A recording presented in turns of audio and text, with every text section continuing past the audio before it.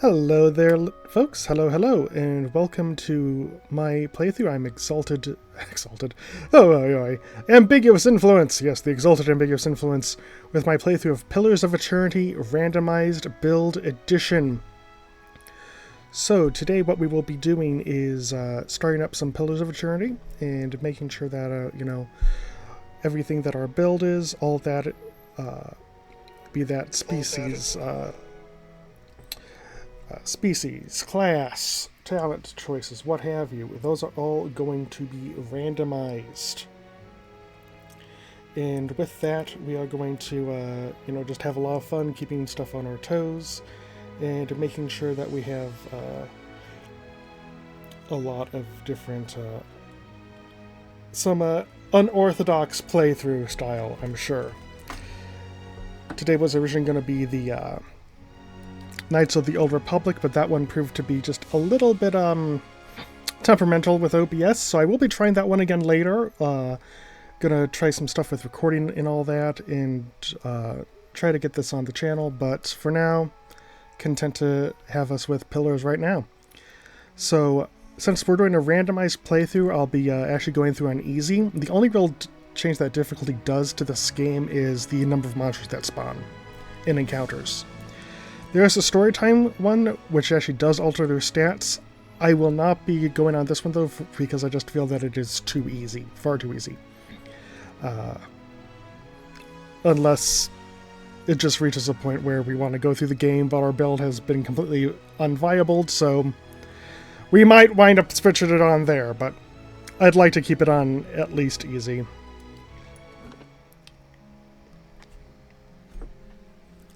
So we are going to go into our lovely intro here.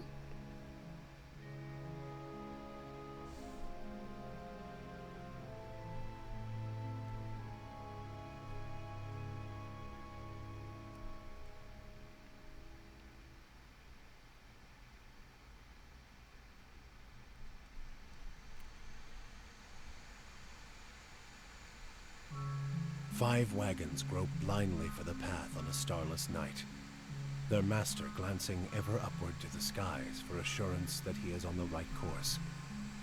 A dim lantern his only protection against the encroaching darkness.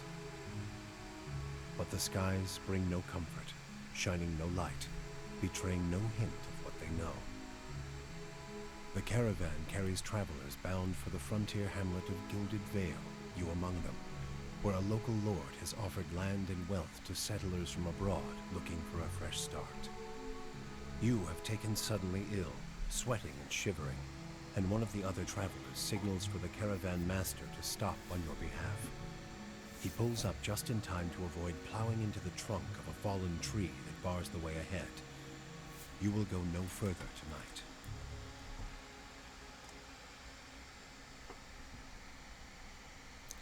Alrighty. So let's jump right into character creation. Alright, so let's go odd for male, even for female. That is an odd, so it's going to be male. Race, we got 6 options here, so let's pull out our d6. We got a 5, so we're in an Orlin, kind of this weird halfling creature. Hearth Orlin or Wild Orlin. Odd and even. Odd, so we're a Hearth Orlin. So we're a minor threat when targeting any target that is also being targeted by a teammate.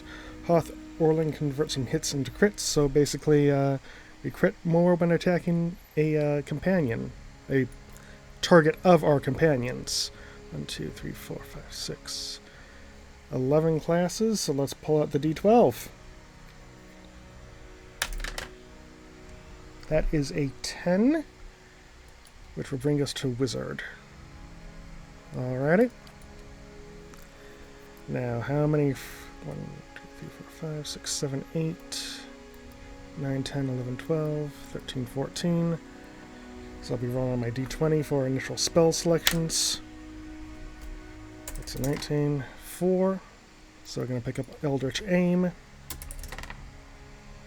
That's a 17, 10, 2, 3, 5, 6, 7, 8, 9. Good. Awesome. We got the magic missiles. Always nice. That's another 10. 13. Thrust of Tattered Veils. Actually a fairly nice pseudo counter into 6 for Fleetfoot, which is just haste, which never bad. Alright, so attributes, we have 15 points in total. We got 6 stats, and we got a d6. And yes, these are all going to be random, no matter how bad that build might be. Perception. Might. Might. Dex. Resolve. Intellect. Dex. Dex. Dex. Intellect. Perception. Dex. Con. Con. And finally, Dex. Alright, so that was a lot of 3s, a lot of Dex, which in this case gives us more action speed and reflex, which is quite useful. That lets us cast spells a bit faster. So, always a good thing there. In addition, we actually have a pretty decent perception, which is going to help with our accuracy. Intellect actually helps with our area of effect, and that is very useful because with that additional area of effect will also ignore any friendly fire AoE over with the bases. So, fairly decent actually for a wizard build. So, for culture, we currently have 1, 2, 3, 4, 5, 6, 7 options. So let's pull out that D8. This is going to give us some other stuff. Okay, we are from Adir, which is the old empire. And we have 10 options for our... basically the job we were doing way back when. 3. So we were a dissident. So we were a little imperial dissident. Wizard. Orlin thing. It's already all come together. Alright. And for this, well, I won't be too randomized. I'll just do something I like. Yes, that looks quite wizardly. Yes, why not? And I like that portrait, why not? And... oh, do I want to randomize the voice? No, I don't. Now I am the leader of the group. Quick and quiet. I'll lead the way. Yeah, I'll go for cocky, why not? And enter name, that it will be, of course, the adventures of Clarence Wong, who has ascended into Eora to occupy a new flesh.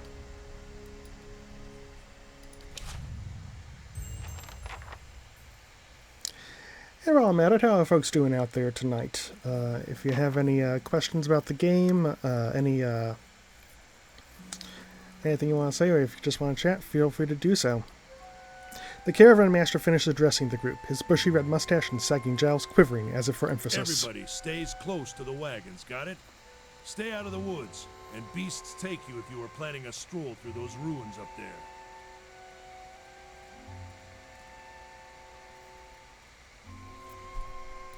Whole area's crawling with hut-dwelling types who would be happy to stick an axe in you for trespassing. So mind that you don't track mud on their sacred blazing rocks.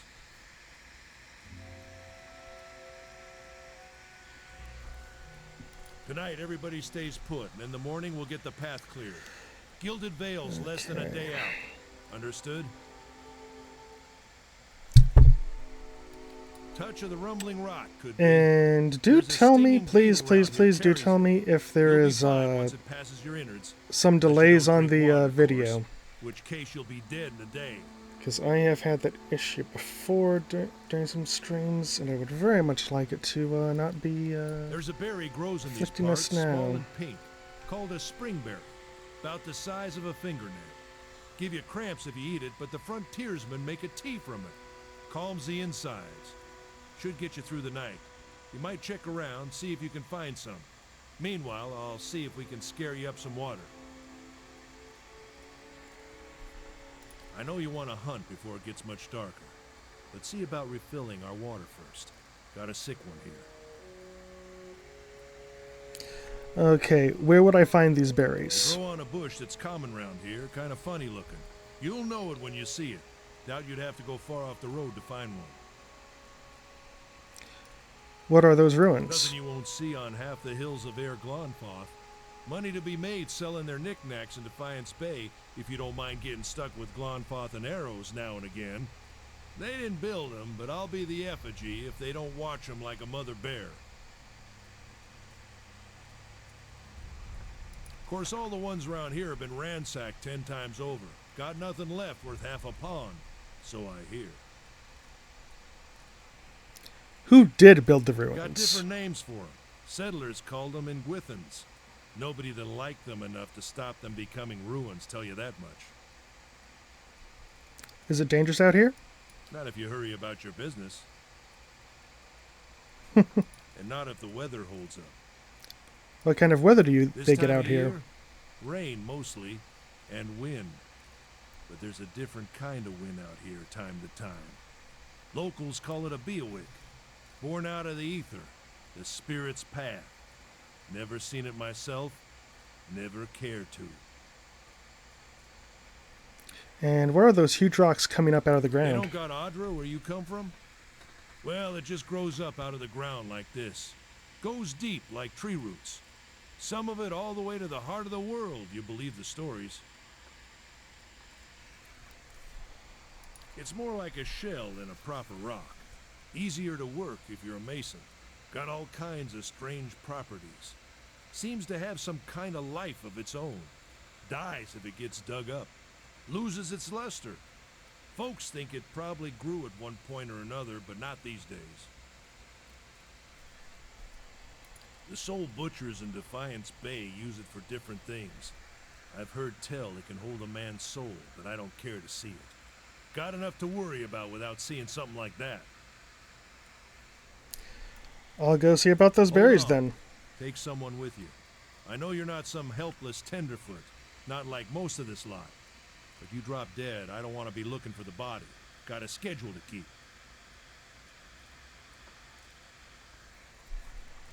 Kalisha.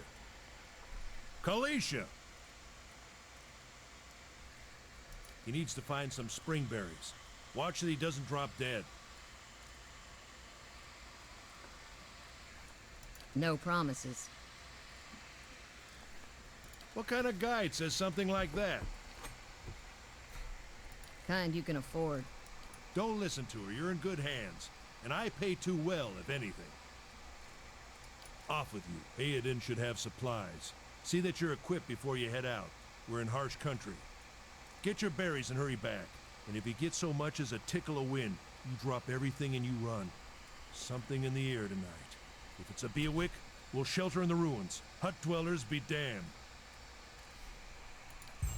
You heard the man. Let's get going before you keel over. Alrighty. Not a problem. And that starts it. Yep. And tab Anyone need highlights supplies? all I've the got stuff sundries we for can sale. interact with. Let me. Let's pledge. Oh, yes, the giant miniature space piglet. Yep, might as well open her up. As promised. So real quick, let me just take a look-see over here. We're a Hearth Orlon, we're a wizard. We actually have a good amount of lore. Some mechanics, which is nice. Okay.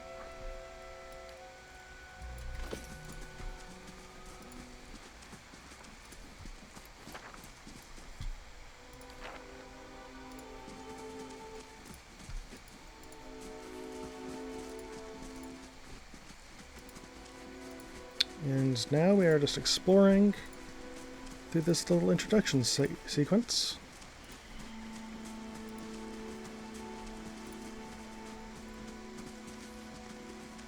Travels, maybe. Or looters. Or bandits.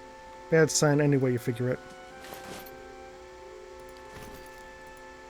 The corpse is cold to the touch, and a ripe smell wafts from it in putrid waves. A dark, crusted blood stain besmirches its simple linen clothing.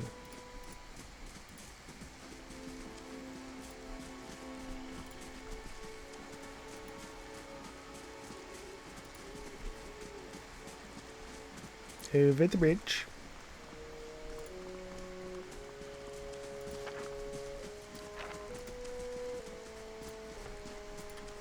Alrighty, up and around. Ooh, bottle This of is something. recent. Not good. Yeah.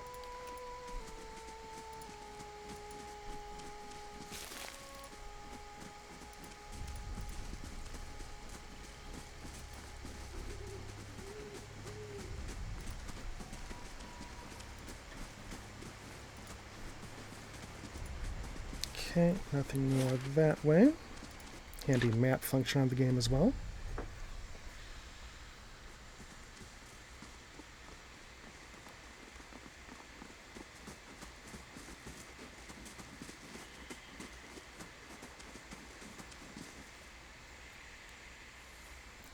Alrighty, head up to the north.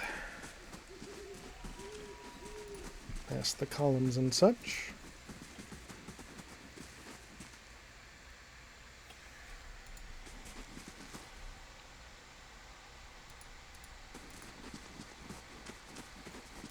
Let's check by those outcroppings. Wolves. Okay, so she is the fighter, so we're going to send her in first. Have my wizards hanging near the back. Now, these are... We have... come on, spells. I believe it's spells per day, and then we have per encounter abilities. So let's just start out with the per encounter. Death to our enemies! And wizards can equip, well, technically anyone can equip them their kind of magical weapons like scepters, rods, wands, that just kind of like shoot you projectile damage. But yeah, we have spells per day, per level, and then some per encounter abilities as well.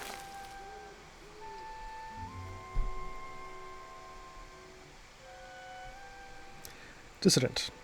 I got it on good authority you're some kind of troublemaker, or at least you were in your old life. For some I was. I fought for a rebellion. Yeah? How's it that you happen to come here?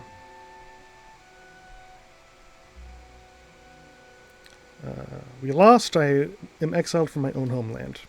Hazard of the lifestyle, I suppose. You had to expect it was a possibility, no matter how much you don't want it to be that way. Been a long time since I've been this way, but I always did like it. Lord Raedric's offer makes a girl think. I'll give him that. You're here to settle like the rest of the lot? It's a hard offer to pass up. You won't find many others like it in these parts, believe me. Got some big plan in store. I'm going to settle here and start a new life. Well, who knows? Raedric pays well enough. Maybe we end up being neighbors. Anyway, I'm wasting time here. Odem will give me an earful. Let's be on our way. Why are you here? My sister moved out here some time back. Sent me a letter. She seemed worried, but that's how she always is. This time, though, she asked me to come out, and that got me worried. I haven't seen her in ages. Been doing guide work in Ixamiddle. But I'll do anything for her. She's a much better woman than me. So I'm here and we'll see. Odem and I've worked with before. He doesn't usually drive a route this way, but he's doing it for me. Tell me about yourself. I've got simple needs. I like open skies and far horizons. I find work that lets me live my way.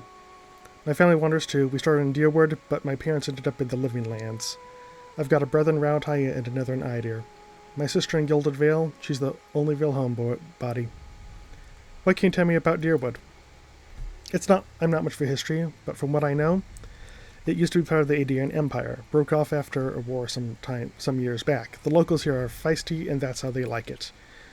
I've been out of touch, but I've been hearing weird kind of things about it lately. People have been trouble giving birth, I guess. A lot of them. Been going on for years now, but somehow it's gotten worse. With an uncanny tremor in her voice, she adds, I'll have to ask my sister more about it. All right. Let's get back to camp. You know, I wouldn't hold my breath that Spartfell's getting your water anytime soon. He does whatever he feels like when he feels like it. We should check up on him first, slap him around a little. Stream's just down that way. Come on, let's get you your water. Ready when you are. Fast mode's active. Let's turn that down just for now. It's good when you have to cross screens you've already gone through, but I like it less during combat because, well, you can get so fast you can't quite make out what's all going on. And you want to be fairly precise.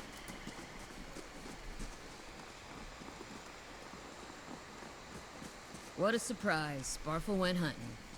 At least he left the water skins. You crouch at the riverbank and dip your water skin into the cool water while Calicia waits nearby, keeping watch. As you rise, you notice her look sharply towards the tree line. Out of the tree emerges Sparfel, one of the guys, barely discernible in the dim moonlight. He no longer carries his bow, and there is a strangeness to his gait, his stride wobbly as he moves toward you with labored breath. Sparfel? Are you alright?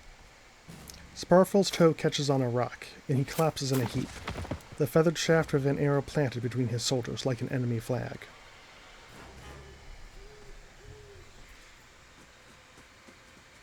Ambush!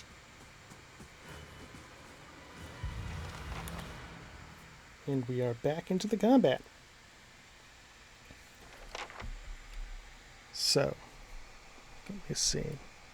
Let's get me out of the main course. Send her there with the actual knockdown attack. Ready when you are. Attack him with my blast. Have her keep attacking him.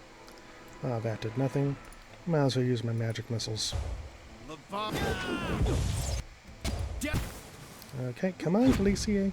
Finish on up. Thank you, thank you. Oh, and these are per encounter. Yeah, let's use that again.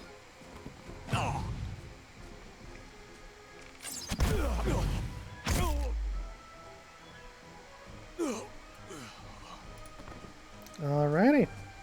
Ready when you Come are. on, we have to get back Now, to camp. the red fill here in the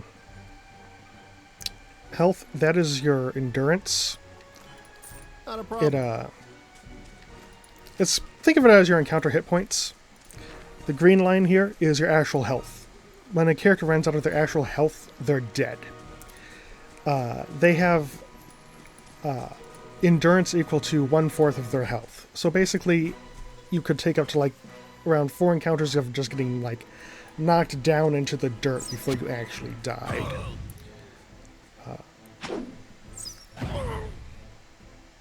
There's actually relatively few things that heal health. There's a few talents and such. Mostly, like most pre-spells, will just heal your endurance. Ready when you are. So there's kind of a limit before you have to actually, like, rest.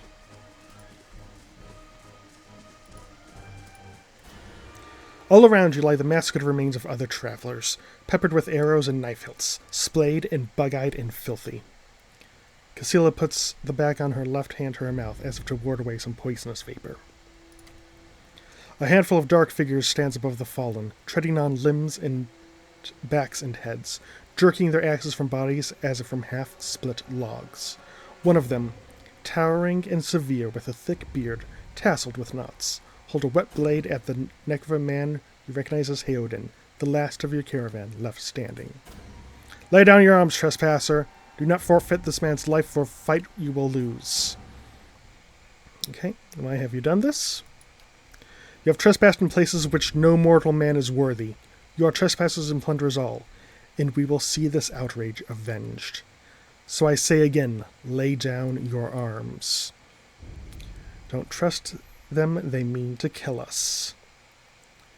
Okay.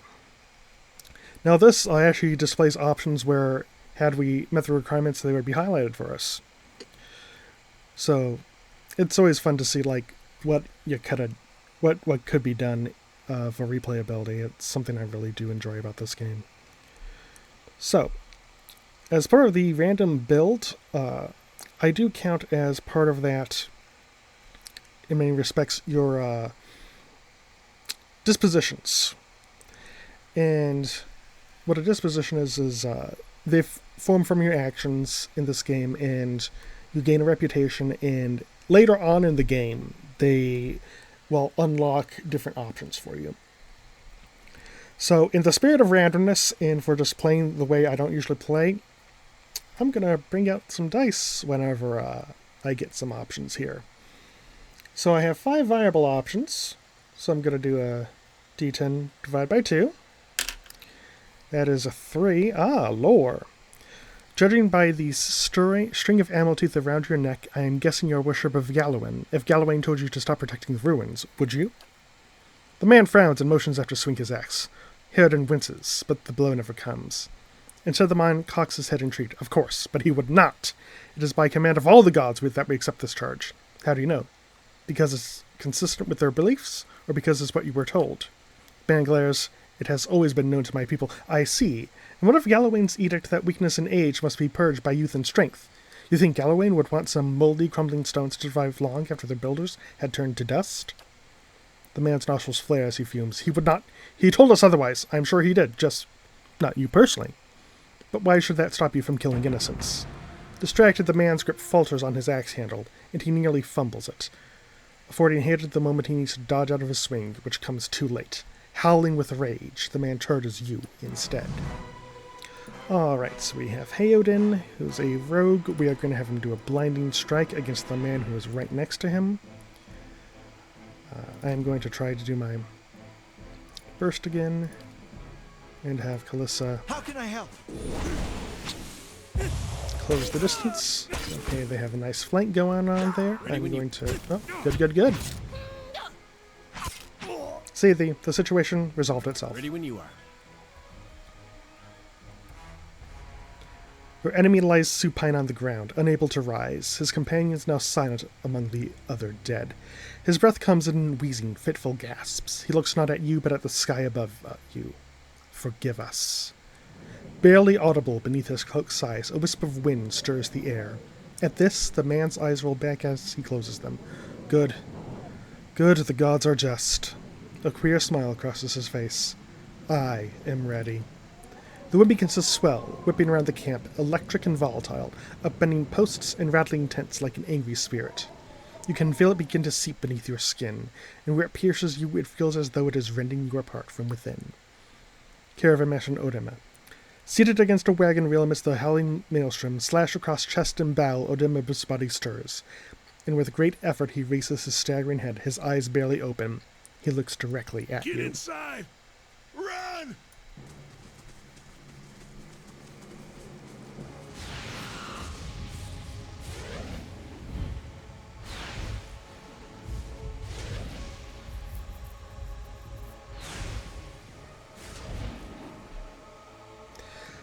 Straining against a gale that threatens to pull you off your feet with every step, you set your hands in a worn folds of weathered rock and set about pulling yourself up the precipice.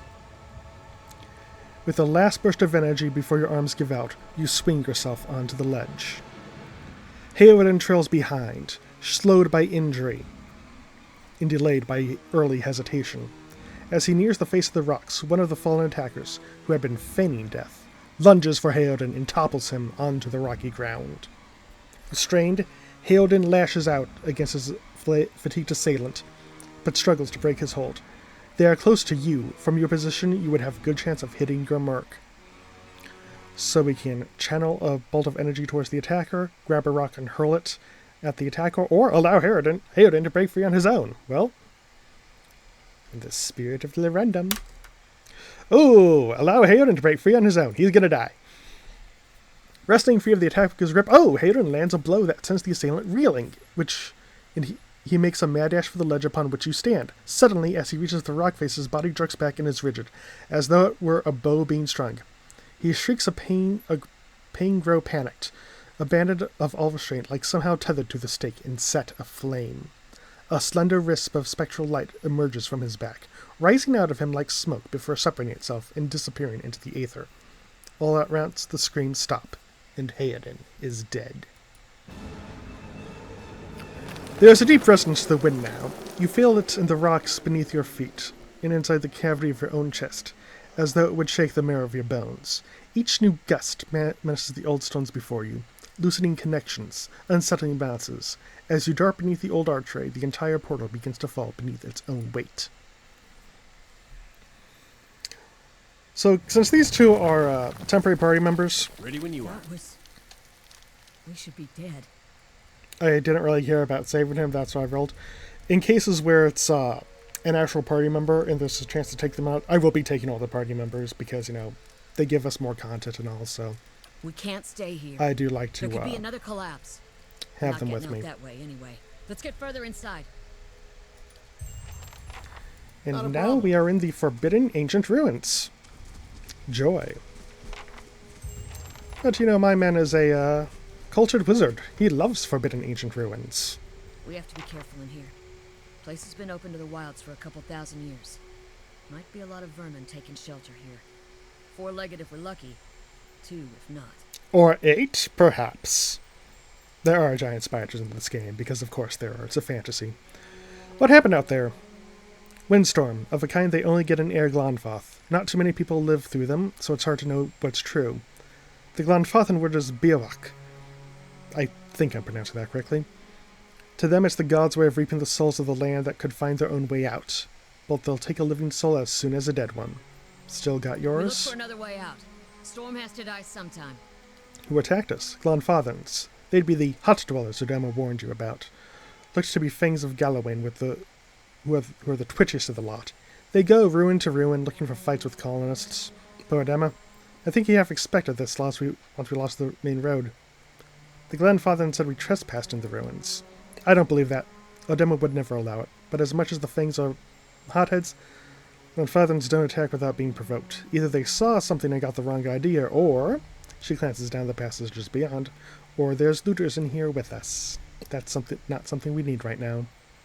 What about everyone else in our caravan? The wheels got a hold of them now. Gods grant them better luck in their next lives. You don't seem too upset about all this. Maybe you just don't know me enough to know what upset looks like. And maybe I've seen worse too. Seen worse and kept on walking because there's nothing else to be done. Because there's other people you care about that still need you. Let's get going.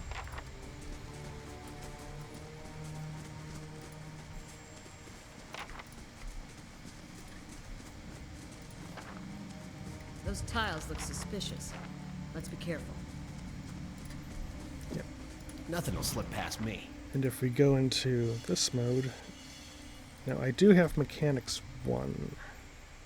But that is not enough to disarm that trap.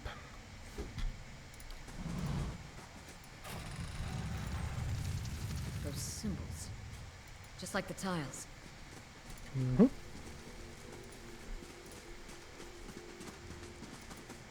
This mural must be ancient, yet the colors are still bright and vivid. It shows a procession of Inquithans from all the Kith races.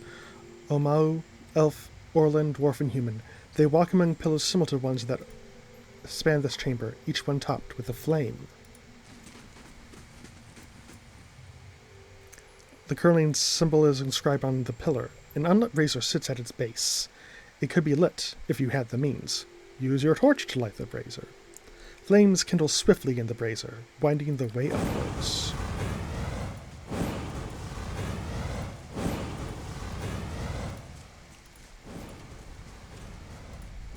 Light 'em all. And if we go out to see out here now, a number of the sigils have been deactivated.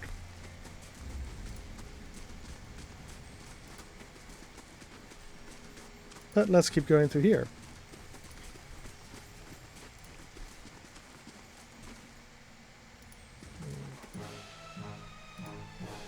Attack the ooze. That's how it's done.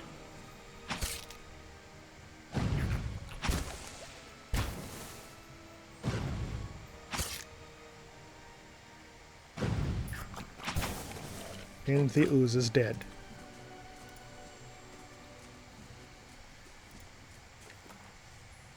Ooze plasma.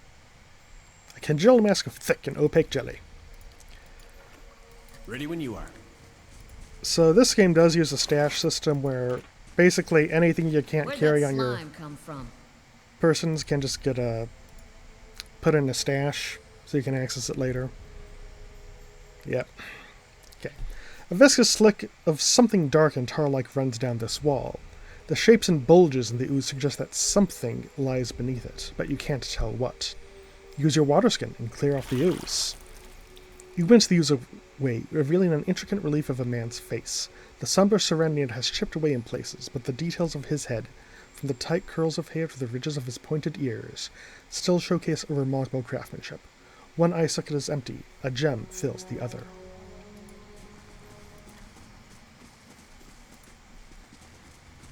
Almost sounds like we should go find a gem. Let's check out the other wing.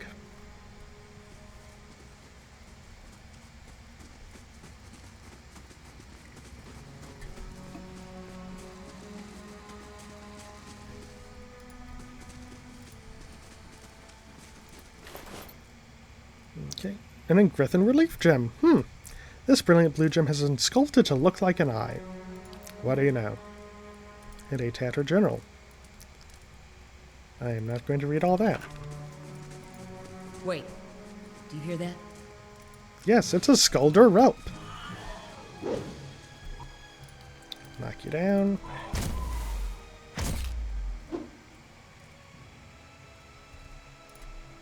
Yeah? Ready when you are. Alrighty, it is a dead Skulder Whelp. So XP in this game is mainly gained from quests. You That can looks weak. gain Could be a shortcut. XP from defeating monsters, but only ones that fill up your bestiary, and only to a certain extent. At a certain point, monsters will stop giving XP. Push on the wall. It's like Cilia. Because, you know, she has higher strength.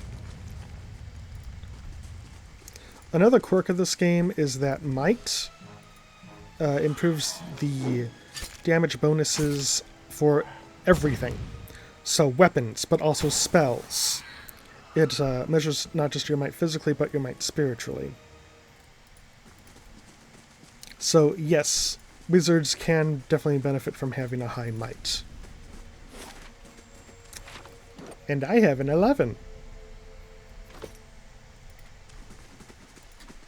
Fresh air in here. So, I think we found an exit. really not that high. Sounds like the storm path, too.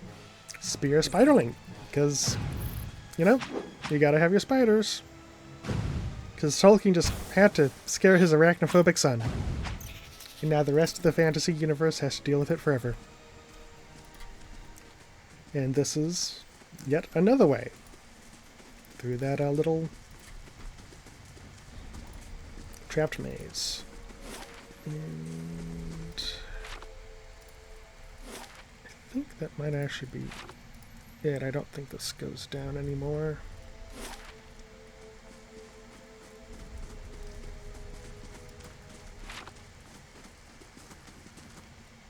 Oh, yes it does. A trembling, sickly creature emerges from the dark, clutching a spear. Knobbly elbows and thin ribs show through its scaly flesh, but you recognize it as a Zarp. It watches you cautiously, breathing in ragged sighs.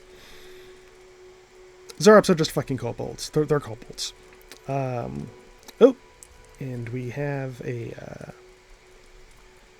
option here on dispositions, so let's take a look-see. 1. Give Skulder meat to the creature. You produce a piece of Skulder meat from your pack and toss it on the floor. The Zarp's nostrils flare at the scent of fresh meat, and its eyes dart between you and the food. It creeps toward the prize, shoving the spear into your grip, and snatching the meat with both hands at the last moments. Its gullet quivers as it devours the flesh in noisy chomps. Did it really just give me its spear? Yes, it did. The Zarp continues to gnaw at knots of cartilage and tendon. Alright! And hey, guess what? I've never seen that before, so... the random works!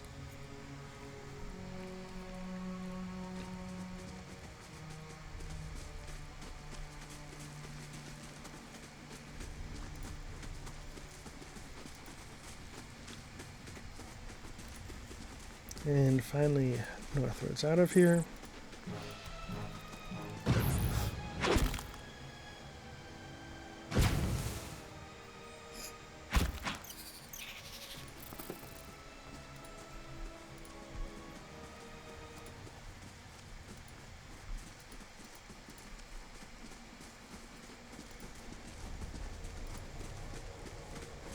Oh, wait a minute.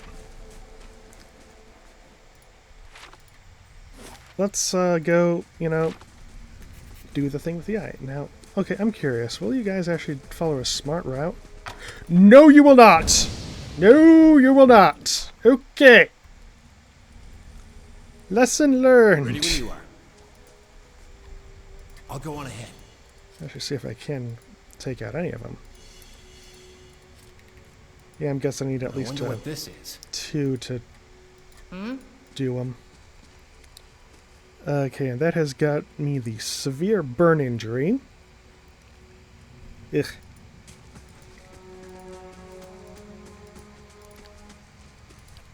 Alrighty. Well, that was a learning experience. Glad to do it now instead of do it later.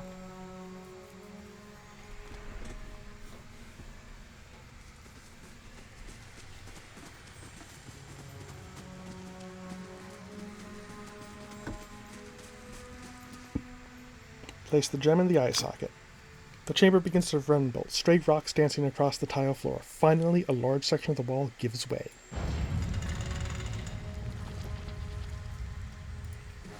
And it is a lesser black ooze, like a ooze, but lesser. Yeah. Yeah, use my magic. This fight is mine. Alrighty. Okay, and we have a minor cloak of protection and some materials. Minor cloak of protection, just that's basically our saves, as it were.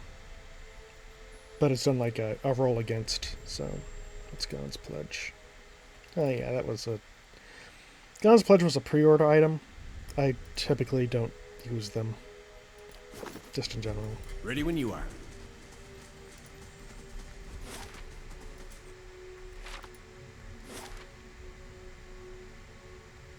Okay. Let's get out of Kilrantli, or however it's pronounced, because a lot of the Ingwithan names and terms got based off Gaelic. So the transliterations of Gaelic to the English alphabet are curious at best.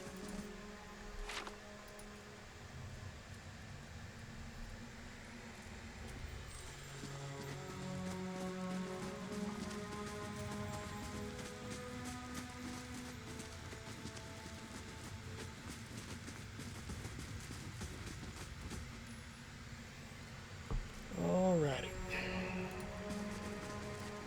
It is time to venture forth.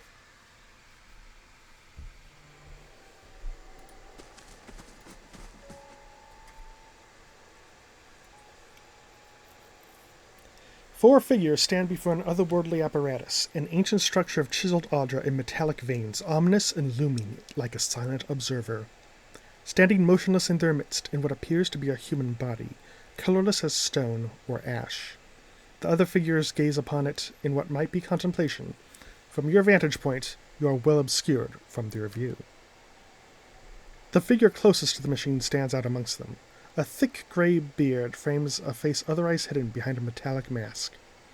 His faded robes are embroidered with a runic language unlike anything you've ever seen, and wears a strange black headdress with two protrusions that jut out like the wings of some malevolent creature. Oathbinder, bear witness, and see this man has kept his word true to his last breath, full to his blood's last drop. Guide his soul, queen that was, and regard it among your favored. Let his life by the key be his confession. Let his death by the key be his absolution.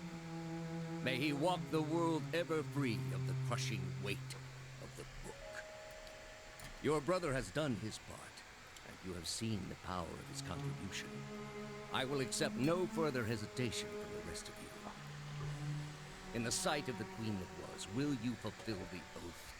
Will you take your place beside your brother in the endless esteem of her memory that is without flaw? Step forth, and be assured of the great worth of your life's course.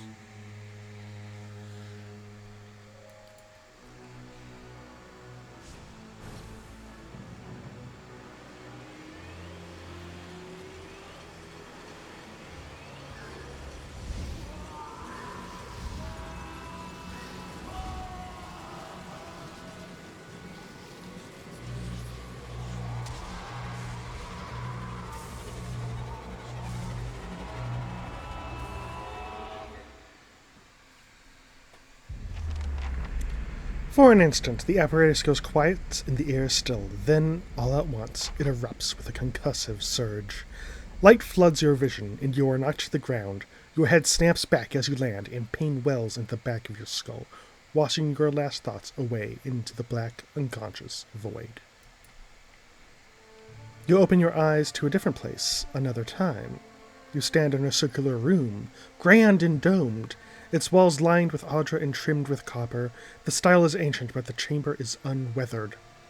At the far end of a great pillar of audra pierces the floor from below, its shimmering texture giving the illusion of boundless depth. Encircling the pillar is an apparatus, much like the one you have just seen, but immense and multifaceted and intertwined. Your thoughts are yours and not yours, and they seem to exist before you think them, and they are all questions. Pressing questions, troubling questions, questions that must be answered, or... At the base of the pillar now, you see a man with a thick gray beard and a ceremonial robe, crowned with a strange ornamental headdress. You know this man. You are walking towards him now, at the pace that is hurried, while trying not to appear so. You have something you want to ask him, one question above all, and the question spins madly in your mind.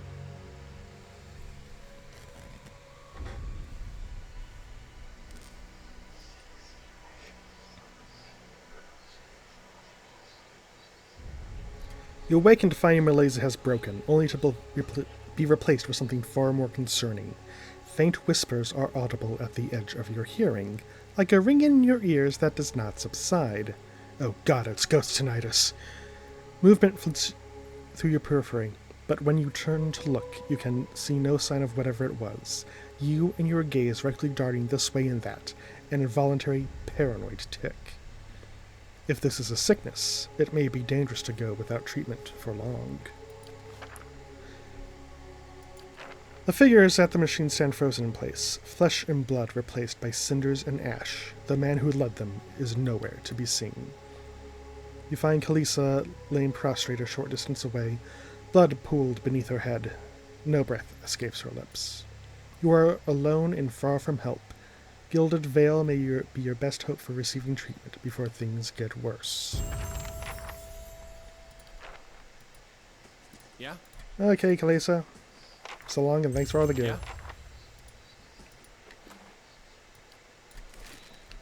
Yeah. Okay, and we have leveled up. So, again with the random build, I'm going to roll on a die. If I can put a point in, I can, and then I'll roll again to keep putting points in. So we have 10 different skills we can have in this game. Okay, so that's going to be in athletics. Roll once more. That's going to be a stealth. Oh boy. God, it's another stealth. And once more, another athletics. Okay, so in stealth is your stealthing, your scouting. It takes longer for you to be detected. Athletics is actually very useful. It's used in a few of the different choose your own adventure scenarios that you've seen, and also it gives us a second wind in combat that is a self-heal. Lore is mainly used to in conversation, but also to use different spell scrolls. Mechanics is mechanics that deals with detecting and disarming traps in locked doors. And survival is mainly good for bonuses while camping in the wilderness, and also some conversation. So spells, we have 1 remaining, and we have 1, 2, 3, 4, 5, 6, 7, 8, 9, 10 potential options to choose from. 10. Wizard's Double. It's mirror image. Okay, now we have talents. We gain these every few levels. Well, actually, every level we gain a talent. First, I'm going to roll on a 1d4 to see which category I'll be selecting from. 4, that is utility. We have 1, 2, 3, 4, 5, 6, 7, 8. 2, 3, 4, 5, 6. Wow, only 8 utilities. Okay. I think more unlock at higher levels. 6. Quick switch. Oh, God. Oh, reduces recovery time when switching weapons or spells in grimoires. This might be somewhat useful as a wizard, but in general, it's not one you would take.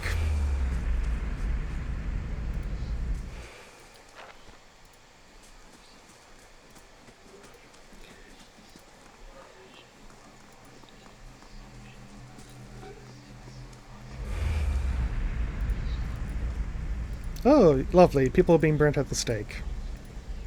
And vessel flesh. Ooh. So in this world,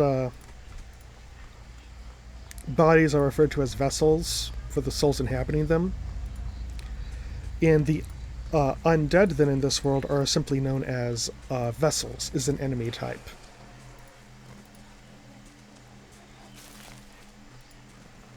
The massive Ardra structure is formed of stone, Ardra, and copper,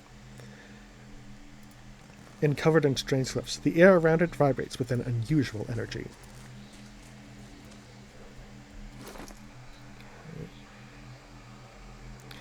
Now, one of the things about being a wizard that is kind of interesting is that we know a number of spells, but we only have a number of them actually prepared in our grimoire. So I learned that 5th spell, but it's not appearing here. So I would actually have to prepare it in my grimoire. The quirk of wizards is that, in fact I actually will, is that since the grimoire is a physical item, you can swap your grimoires out in combat. And then there's a recovery time before you can cast spells, but then you could be casting spells from that grimoire instead. So you have more than just like your one spell list. You could potentially like swap things out. It's a quirk of being a wizard.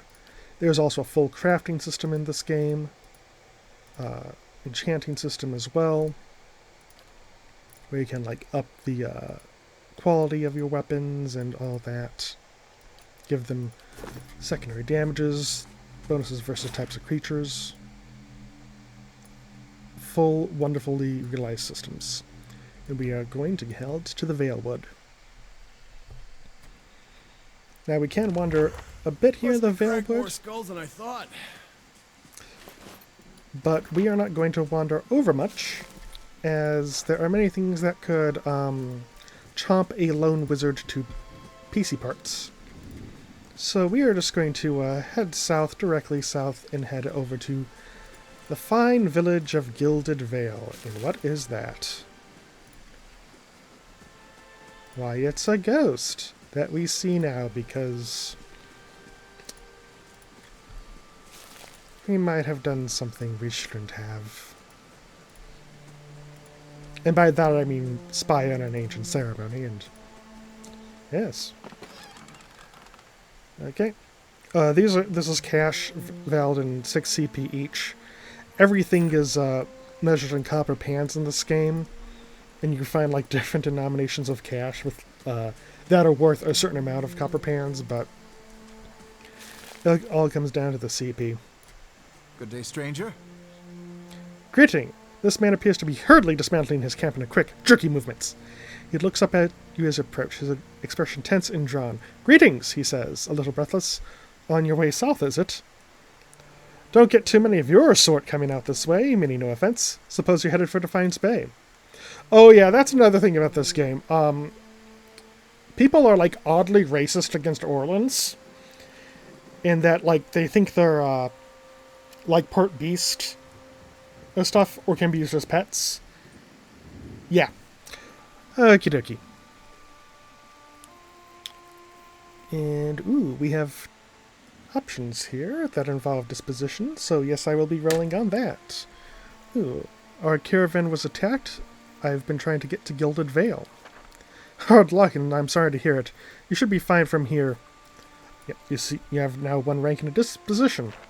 There's no missing the Vale if you keep to the road, and you haven't far to walk. But you'll want to keep clear of this place after that. We were just attacked, north of here. Me and my friend of mine. We came out here to hunt some deer. Came up on a bear instead. Great monstrous thing, and Pearly, he didn't make it. I don't know what I'll tell his wife. In any case, this forest already cost me 1 friend. I'm heading home before it takes another. Who are you? Name's Naughton. Born and raised in Gilded Vale. Haven't had a spot of luck since. Luckier than Pearly, I suppose. What happened to your friend? We didn't see it coming. Naughton's voice shakes a little as he speaks. We were following a stag. Pearly, he saw something in the brambles and we went tearing off after it. We all but stumbled into the cave. Poor Pearly didn't stand a chance. The bear was on top of him before he knew what was happening. The bears will take what they want, I suppose. He smiles sadly, and this time, Galvin's favor fell upon the bear. Where did you find this bear? In a cave a ways up that way. I wouldn't seek it out if I were you.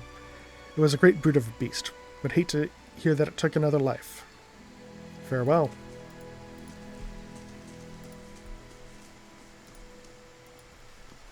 And yes, that is a side quest we just picked up. Although not fully detailed yet. Into Gilded Vale, our lovely beginning town, with its ruined temple. Time to bring out the bedrolls, I think. Yes, we'll get to the end soon enough. Oh yes, it's Ruined Temple and Hanging Tree. Our typical, lovely starting village.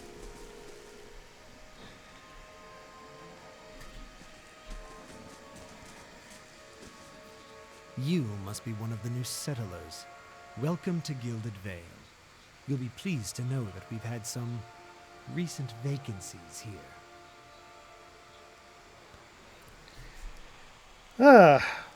Ooh, we get more options. 1. Do you welcome everyone this way? The only answer you hear is a buzzing of flies from the tree. Of course, we'll need to make some inquiries first. The inestimable Lord Radric VII has taken great pains to insulate our town from Widewind's legacy. Have you ever sired a Hollowborn child?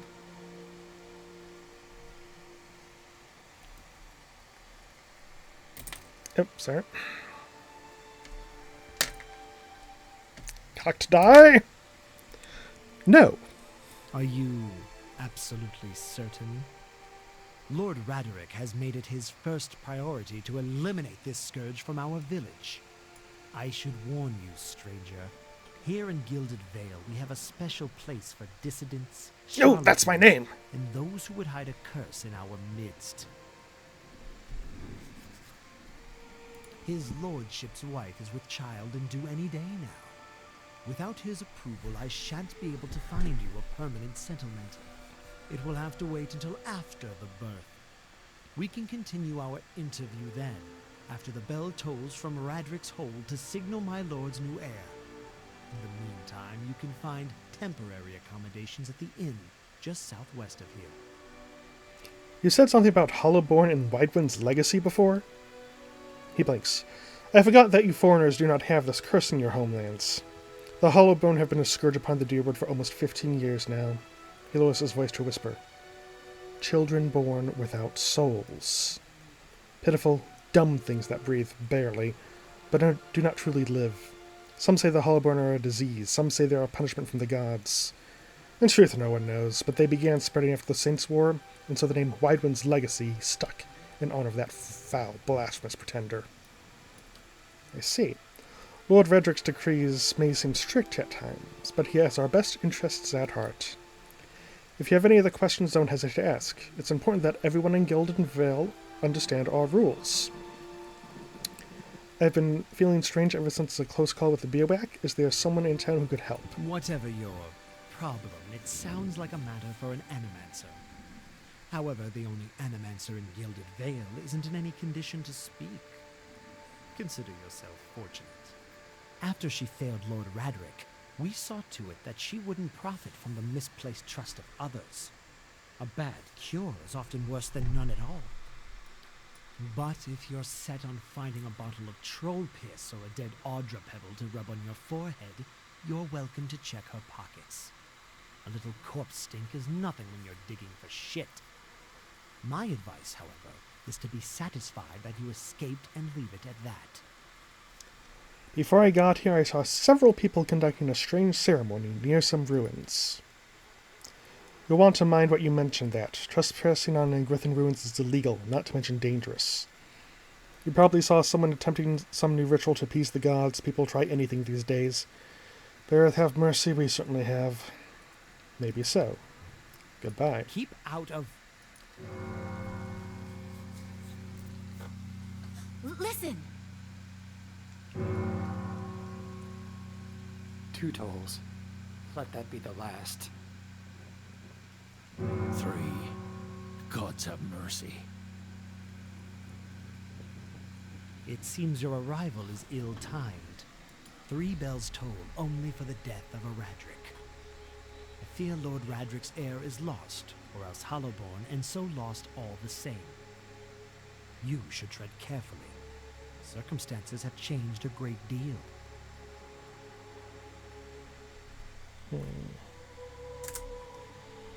Don't threaten me, little man.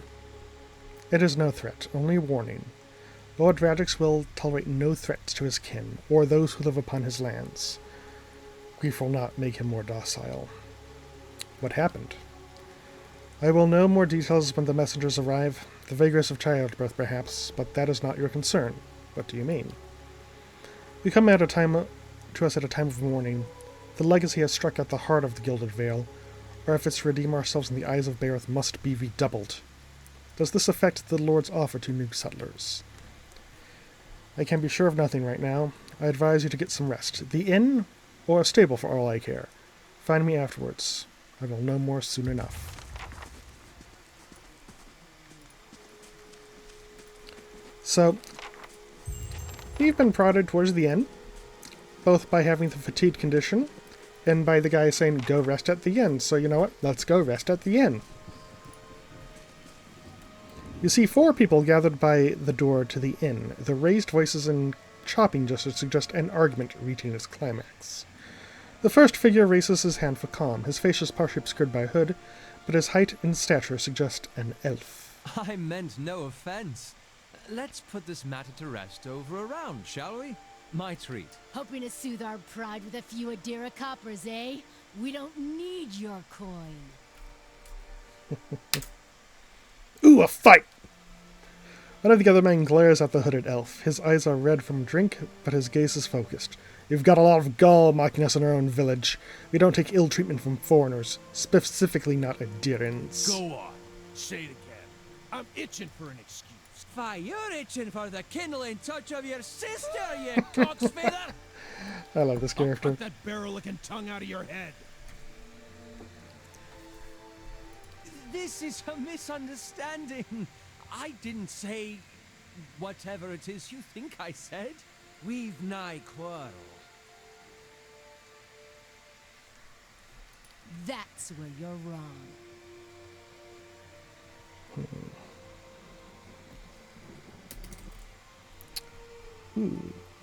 This is unnecessary. Wouldn't you rather be inside drinking than out here arguing? Hey dear. We don't take orders from any blazing adherents. We don't take charity neither. It sounds suspiciously like you're defending him. And with that, we will be defending him. Alrighty. Oh boy. So... yeah, I'm just gonna go full aggro. Okay. Oh, thankfully these people are much weaker. It's almost like they were tuned for a injured solo party character. As the last of the attackers fall, the elf turns to you, the tension almost gone from his smooth face. Not quite how I hoped to get to know the neighbors. Thank you for your timely assistance with that awkward situation. You're welcome. Adir. He gives you a quick smile. Courtesy is rare pleasure in these parts, as is the company of a fellow countryman. He straightens his hood, and you note the remains of frayed embroidery on his gloves. His boots are caked with the dirt of many months' travel, but the leatherwork beneath it is sturdy and fine. I suppose introductions are in order after that little fiasco. Aloth Corvusser, at your service. How did you manage to get stuck out here? That is something of a long story. I'm a wizard by training, and an adventurer by necessity.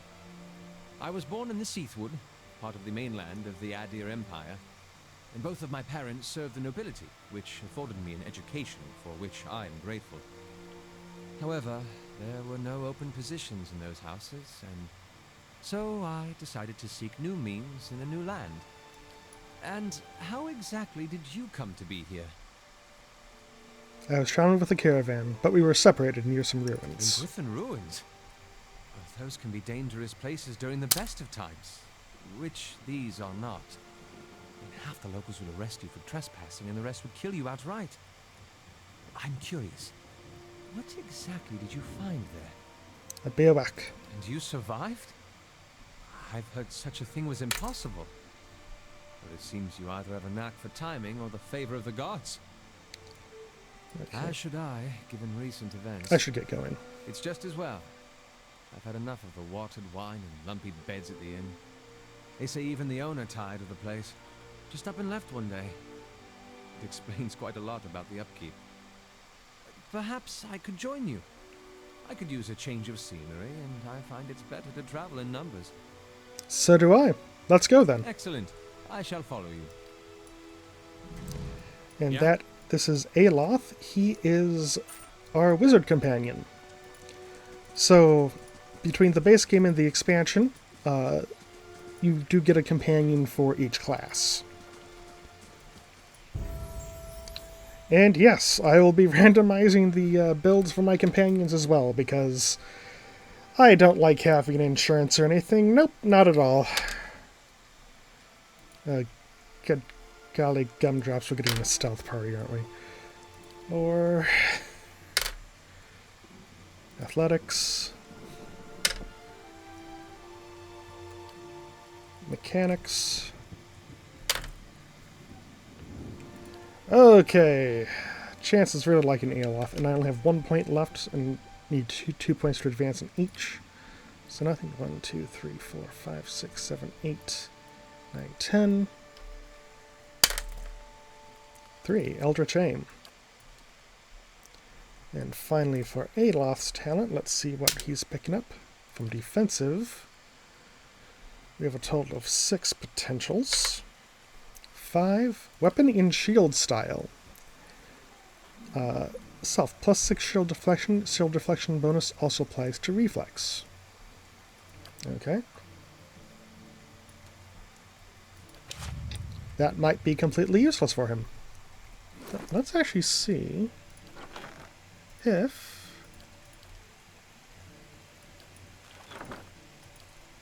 Well, because he does have a rapier as a second weapon. So potentially, we could turn him into a bit of a spellblade. I say as if I have any real control. But I do like to aspire. Just say the word. So, let's go take a rest. How do you do? Oh, greetings and welcome to the Black Hound Inn. Please sit where you like. Would you like to drink or a room? We have 2 available at the moment. I'm afraid we can't offer much in the way of a good meal today, unless you're a fan of curd porridge. You only serve porridge? Aloth looks at you and shakes his head quickly. It isn't by choice, I assure you. We used to serve some of the finest meals in the Deerwood. We've had a damnable run of like it, is all. It's been a bad season for the crops, and we're running low on supplies. I sent 10 up north to stock up. 10 are cook, you see. And orders with a good roast. but it's been days since he was supposed to return, and we haven't seen any sign of him. I've only just taken over from the last owner myself. I don't know what I'll do if he doesn't turn up. I could try to find him for you. Really? I'd be grateful for you if you did. He was traveling through the Valewood. It's probably nothing. A broken wheel, maybe. But I do worry. Okay. I'd like a room, please. Of course. We keep them nice and tidy. And I actually will take the +1 perception, +1 mechanics option.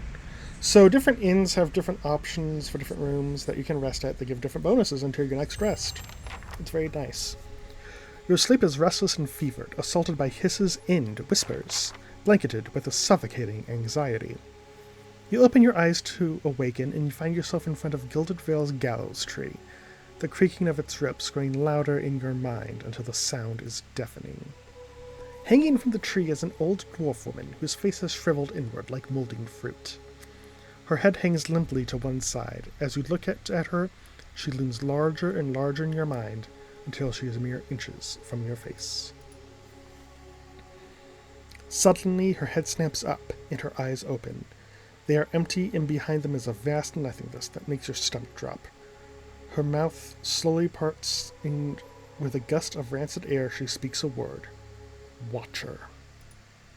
You jolt awake, the foul smell of the dwarf woman's breath still permeating your nostrils. Sweat runs down your face in thick droplets, and your skin is soaked from head to toe. You remember the woman. You remember seeing her decaying face when you spoke with the magistrate. He called her an animancer. Though it fills you with a new, queasy apprehension, you feel a strange compulsion to see the woman once more, if only to confirm she is truly dead. Ready when you are.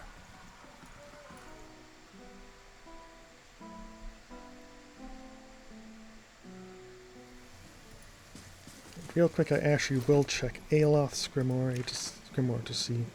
Ah, now since he has this spell in his grimoire, it says that. Huh.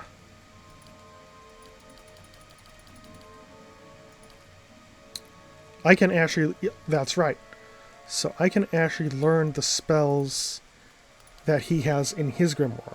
In the grimoires we find, which is another benefit of ready when you are being a wizard.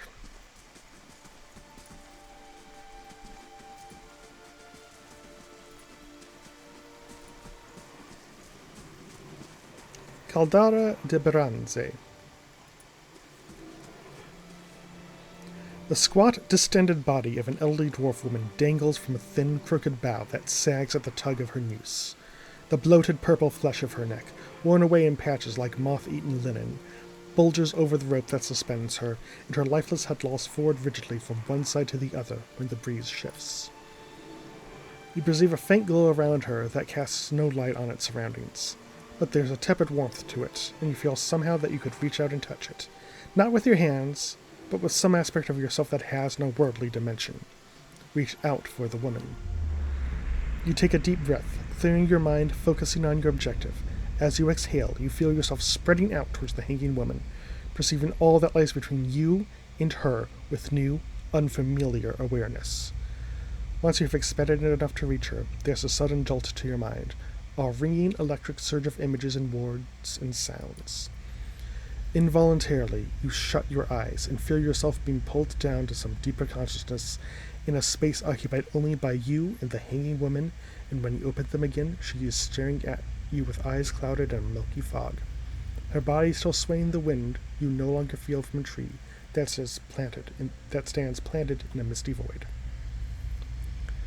The woman gives a slow nod of her head, the rope creaking as she does so, and she smiles at you. Have you come here for me, dear? Or have you gotten lost? Ah, it is both, I think. Yes? How are you able to speak to me? Is that what we're doing? Perhaps it just seems that way. Perhaps it is the easiest way for your mind to make sense of it. I think it is a very good choice. Am I imagining this? No, I think not. A pity that. It would be simpler. A mercy even. to not have to wander anymore, no? Alas, we are here, you and I, wherever here may be. I think I survived a biopic. Do you know why that would be? Did you now, dear? My, that would be something, wouldn't it? Could be luck, could certainly be. A storm can be a careless thing. Or maybe it got its hands around your soul but couldn't pick it up. A soul can be heavy if it stayed in one piece through its time. Strong souls, we call them in the trade. Cold, I mean. Call them. Those days are all behind me now. You said souls break apart over time. Oh, yes. Entropy. Rimagan's work. We know little of why or how. We lose pieces of ourselves when we die and pick up pieces of others when we are born again. But less than what we lost. We tried to stop it with the animantic sciences, but with little success. Well, no. A very small few resist Rimergan's influence and stay together through some force of defiance, at least for a time. But they all succumb eventually, I think. I need to understand something that's happened to me. She nods, a look of pity on her face, as though consoling a child. The world looks a little different than it used to, is that it? Feels like you're noticing things for the first time that have always been there. You have seen past the shroud.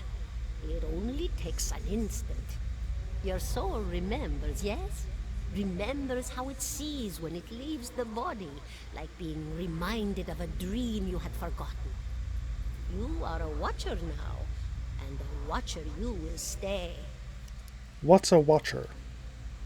What indeed? Long hours have many animancers spent studying such things. Not I, no, not I. I'll tell you what I know, though, since fair is fair, and here we are visiting, you and I, and it reminds me of better times. Souls pass on, some say through Audra stones, which are the blood veins of the world. They leave the world for a time and are reborn into it, sometimes more than they were before, but usually less and seldom the same. For all souls there is a time where they do not live, yet have not passed on. And those souls roam the world, same as you or I, either living or lost. But no one sees them because they have forgotten how. A watcher sees, though, knows what to look for. And sometimes they know a person just by looking at them. Know where they've been in ages past when their bodies were other bodies. See memories even their owner can't recall. A wonder to behold when all goes well. A wonder. What did you mean when all goes well? Oh, nothing to be afraid of, I'm sure. It's just much to take in for some. Sometimes there's trouble sleeping or other difficulties. She smiles at you reassuringly, fanning out a long tuft of whiskers that sprouts from one of her cheeks. You should see old Merwald. He could tell you much more than I. A watcher just like you. Helped many in his day. Took up in an old keep no one would claim. Not far, not far. Kadnua, beyond the Black Meadow. He will welcome the company. I want to know something about you. Me? I'll bore you to tears, though. Who are you? And here I thought you'd come to visit me in particular. Caldara de Baranzi, of the Valian Royal Academy of Animantic Sciences. Not the greatest of their number, but I came here all the same because this was where help was needed. What happened to you? She laughs, a rasping, choked cackle escaping between rows of buttery yellow teeth. causing her body to bob up and down with each spasm. Seeing your blank expression, she catches herself. Oh, come now. Such a question. As though the answer were plain as a rope tied for strangling. Allow an old dwarf her last bit of cheer. Well, I came where I was needed, didn't I? Offered my services to Lord Radric for a pittance. A humble pittance. I was to examine the Lord's wife, see why the gods have seen fit to poison her womb. Studied her for months, looked high and low for impurities, tested her valence, the permeability of her essence. Do you know what I found? Tell me. Nothing at all. A healthy woman, head to toe, blessed with a beautiful soul. Such a sweet woman, too. Meek, but warm-hearted. A few months' time, and the lord of the house demanded answers. For a time, I told him what he wanted to hear. Oh, yes, my lord. She is riddled with imbalances. I must have time to cure her. As the birth drew near, he grew impatient, as lords do. And this is where I've ended up. What's an animancer? A student of the soul. Something so basic, yet so poorly understood. But so many breakthroughs have been made in my lifetime. Had been made. Had been. To hear the locals tell it, we're a gang of soul manglers that preys upon the weak-minded. And the worst of us are. But the best of us? The best? Inspirations, miracle workers. My parents were soul twins, miserable before they met, empty inside. It was an animancer who helped one find the other, turned their lives around. You wouldn't believe the stories. Amnesiacs helped to remember their lives. The suicidal brought back from the brink of oblivion. The elderly afforded extra moments to say their goodbyes. How soon we forget when we're afraid. It's a fascinating science. A fascinating time to be alive in a place like Deerwood that does not control the research, no? I love the Valian Republics for many things, but their recent caution will leave them behind, I fear. I had other questions. Of course, dear. Farewell. Goodbye, my dear. It was lovely visiting. Caldara closes her eyes, and her head slumps forward over the noose, and your surroundings seem to blend into your vision for some unknown place of waiting. Clarence Wong was granted Crucible of the Soul. You're all right. You seemed a little lost just now. I'm a watcher. Well, that is interesting. And I expect that explains how you survived a bivouac, hmm? In any case, I appreciate your honesty. Since we're traveling together, it's probably wise for us to share these things. Do you know anything about Watchers? Only that they're aware, and that they seem to have unique insights into certain soul conditions, as you just demonstrated. Let's continue on. 17 and a half. The smell of pipe smoke, at once earthy and sweet, winds its way into your nostrils. Your eyes trace the smoke to its origin, where you find a broad man with straw-colored hair, leaning against a mossy rock wall, his pipe held to his lips with one meaty hand. He looks you directly in the eye, but the look is not aggressive. He regards you with a peculiar smirk. 17 and a half. Well, could be 18, depending on how you count the dwarf woman. I'm sorry? The dwarf woman. You were trying to figure out whether to count her as a full person. I think you oughta. What are you talking People about? hanging from the tree. 18 of them. Well, last I counted, anyway. Is that what you people do for fun around here? Name's Adair. Though to the people around here, might as well be 19. Don't think I'd put you much higher than 22, 23 tops. You look like the sort that likes to get involved. What makes you think I was interested in the dwarf woman? I was smoking over here, saw you staring at her. Twice I refilled my pipe. You never so much as blinked. Your mouth was so slack I took you for a Radric at first. Do you know what a watcher is? Careful, friend. Let's not use that word round here. There'd be any number of Radric bootlickers within earshot. Ciphers, animancers, watchers. Same thing in the eyes of folks around here, Radric especially.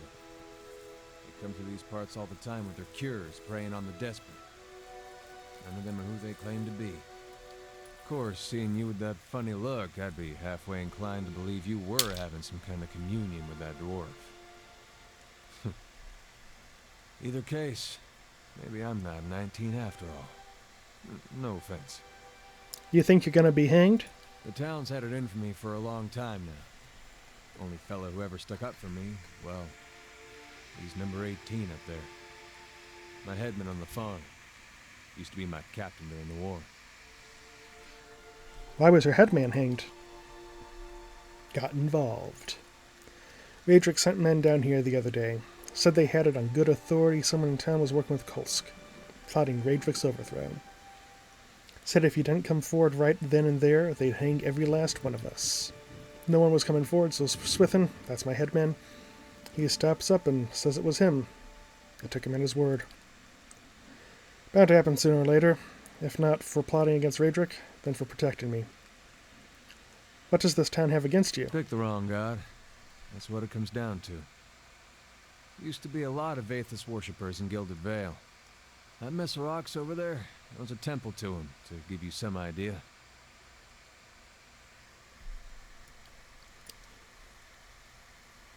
Then one day, somebody named Widewind shows up on Deerwood's doorstep.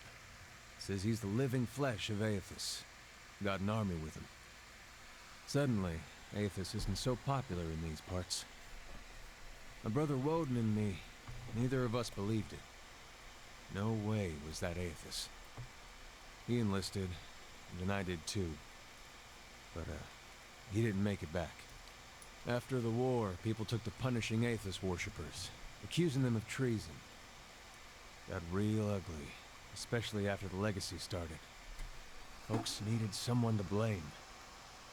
I was safe because I fought, but then this rumor starts that my brother, that he was on the wrong side. And I wasn't so safe anymore. Until my headman stepped in and said they'd have to hang him to get to me. Seems that's no longer a concern. Of course, the townies don't do the hanging these days, but when Radric's men come, they got no problem doing the pointing. Who's Kulsk? Someone who got tired of all the hangings. He's on the run now. Probably will be till they catch him. The war? Saints' War. Only one in my lifetime. Fellow decides he's the living incarnation of Eorthas, overthrows Reed Saris, marches on Deerwood, so we gave him a Deerwooden hello. What's a Deerwooden hello? We blew him up. He smiles at this, but it is the smile of one recounting a joke for effect rather than enjoyment. Who is Eorthas? God of rebirth and redemption, formally anyhow. Maybe they call him something different where you're from. I had other questions. If you're next to be hanged, why are you still doing here? Drinking, mostly. Point of fact, I'm on my way out. Just trying to figure out where I'm going yet. Not a whole lot of places out there that don't think Widewind's legacy started with Widewind. We could travel together. Where are you headed? Some place called Cadnua. There's an old watcher there who might be able to help me. Seem to remember hearing something about that years ago. He tamed that place. People would seek him out for all kinds of things. Troubles of the soul, questions for the departed. Of course, that was back when you didn't have to say watcher with a hush on your breath. A man such as that, there'd be things I'd want to ask him. Don't know why I never thought of it before. Not sure how I feel about setting out with a stranger, and a strange one at that. But, truth be told, you might be the only one in town who wouldn't feel some relief seeing me swing from that tree.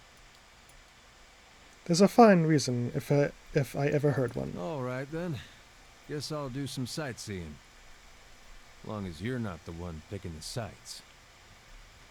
Let's get going. So this is Adair. He is our fighter. And let's level the fine gentleman up. Okay, so we got an athletics off the top of the bat, a stealth, a lore, super useful for a deer. Another stealth, and a mechanics. So, get him his talent. It's going to be a utility one. Again, there's 9 of them. So he'll be picking up Field Triage, which is actually useful. Allows the healing of a small amount of health on one ally. And that's health, not endurance, so actual full-on hit points. Hey. Okay, so for now, let's peek around a bit more of Gilded Vale. Get some side quests.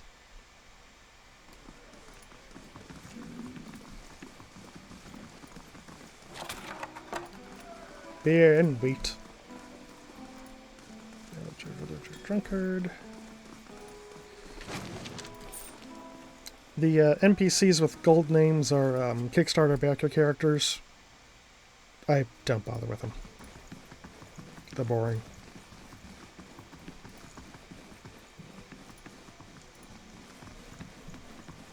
Ooh. I'll have it in no time. The work of a moment.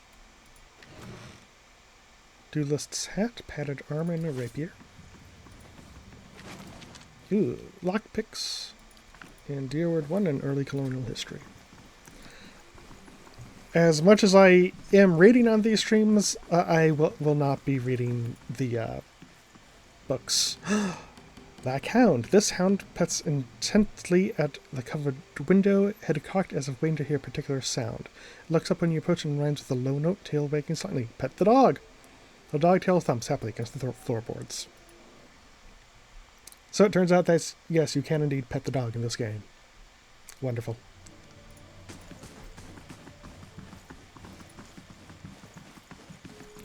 Let's check up here.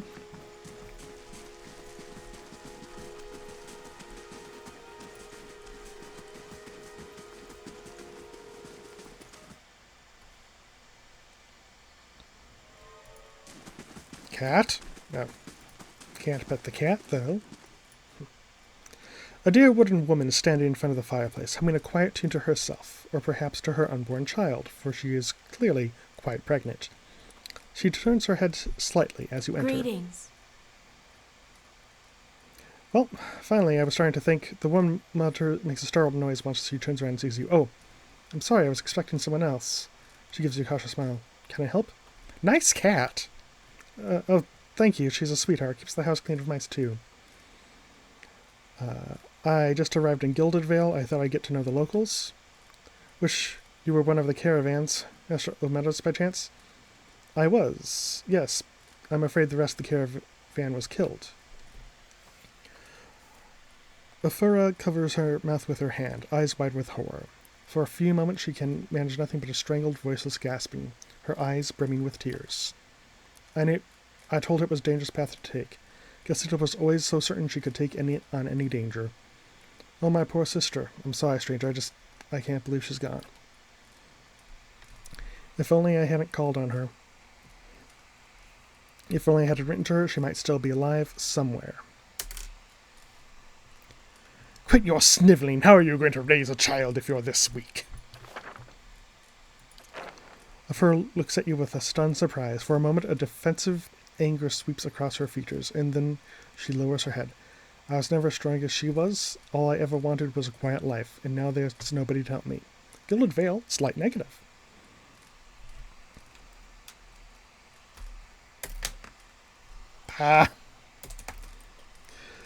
Kelsey mentioned that she thought you needed help. Perhaps I could provide some assistance. That's kind of you to offer. But I don't know if I could impose this on you. It's not a small favor. I'm worried about the baby. In the legacy, I told Cassilia as much as I could, but all I know is that for a long time now, every child born in Gilded Vale has been soulless, empty. It happened to so many mothers, and Lord Raedric, he exiled all of them, calling it a sign of the gods' disfavor. With my Hathort gone, I don't know if I'd manage if I lost my home too. I hoped Cilly could help me. They say Ranga, the older midwife, knows a way to prevent a child being hollowborn, but she moved south to Anslog's compass 2 seasons ago. The journey's too far for me. I can't make it as I am, but I don't have anyone else now with Khaleesi gone. Please, can you help me?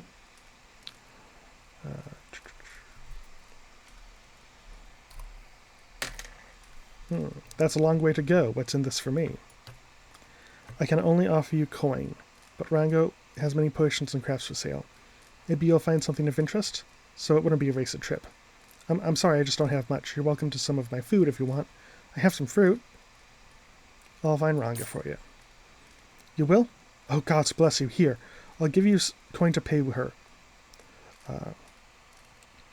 You needn't trouble yourself with that. I think it's a drink she fashions out of, well, I'm not sure. But it shouldn't be too much of a burden to carry back.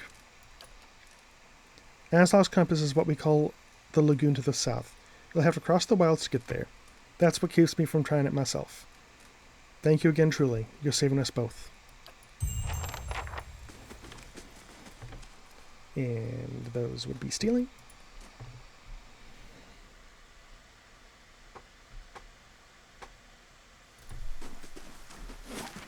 Okay, let's take a look see here.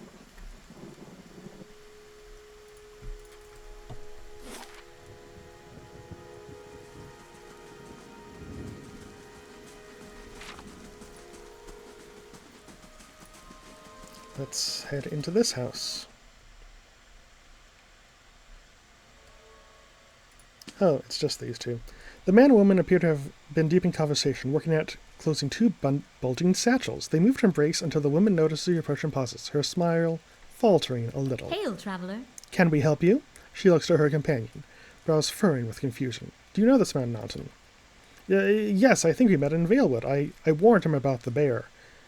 Glad to see you made it. Was there something else you wanted? You two seem to be in a hurry. Yes, I imagine so. We're packing for a trip, actually. It's been meaning to visit Defiance Bay, and... well, in truth, I think I've had my fill of this town. Is there anything you can tell me about Gilded Vale? Only that you'll want to be moving on as soon as you can. You have seen the tree, I imagine, but the rock goes deeper. If you were looking for work, I'd say you have a better chance of it elsewhere. We're headed for Defiance Bay ourselves. Goodbye. In books, Broken Stone War. Hey. And some coppers.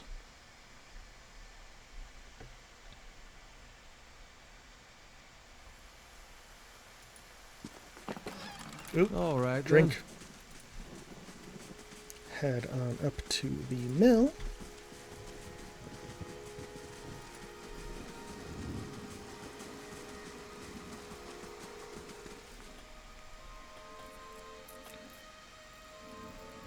You know there's more grain in there, Tremble. We won't settle for scraps while you grow fat on our crops. The first of you drunkards comes through that door, gets a shot between the eyes, gods hear me. Saren, I'll put her down like a dog. Come away for now, lads, but we'll be back, Tremble.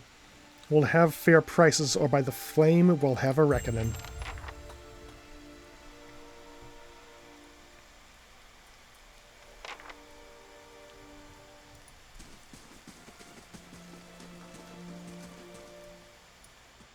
And into the mill. An elven man stands before you. His relatively stocky build suggests a life of labor. His face is pale and drawn, and his eyes wide. Behind him, a younger man and woman exchange worried glances. The miller raises the club as you enter. It shakes violently in his grip. Get back if you value your life! I don't like being threatened. We have that in common, then, Tremble says, raising his chin a little. With all the poison sirens dripping in their ears, it's not going to be long before someone decides they'd rather do things the messy way, and I won't let anything happen to my family.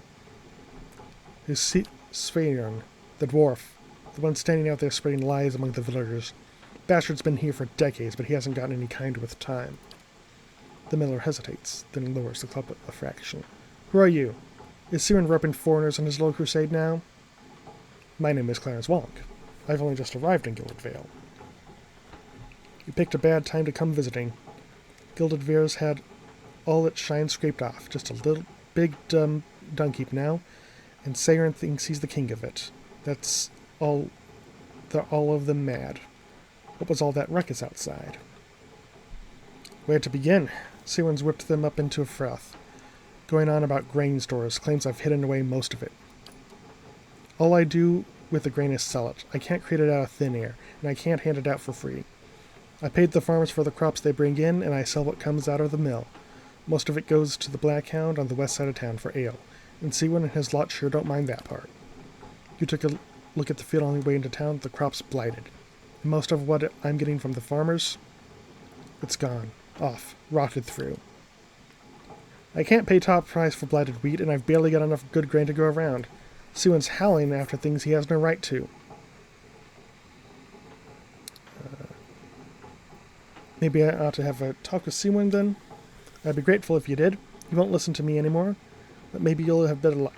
Tell him we're all having a hard time of it, and we've all had to make some sacrifices.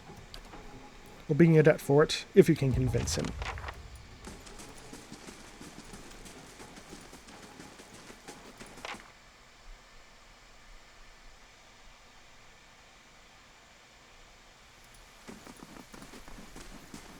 Oh, and I did level. So let us return to the shenanigans of the leveling. 5, okay, that's a lore.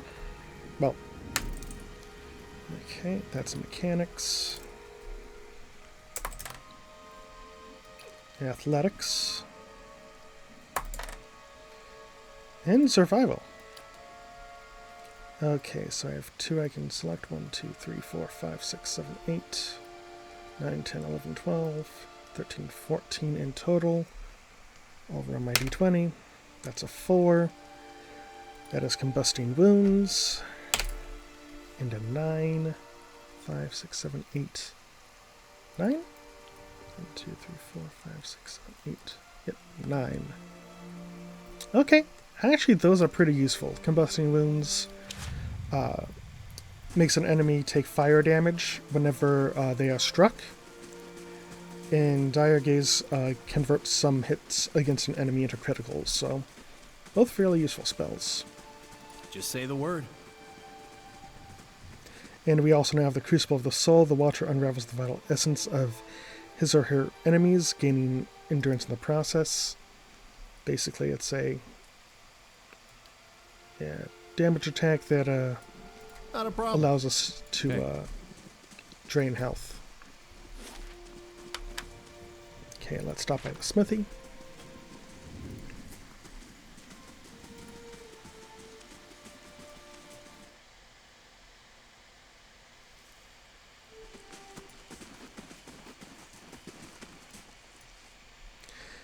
This Eora man is of an impressive build, towering above the countertop. His skin is the dusky blue of the deeper oceans, and his thick arms boast corded muscle. Small ears frame a square jaw, face coated in a smeared soot and arcing black tattoos alike. He offers you a broad smile as you approach. Welcome. You are the first new face I've seen in quite a long time. What can I do for you? What do you do here? You come to us at a strange time, I'm afraid.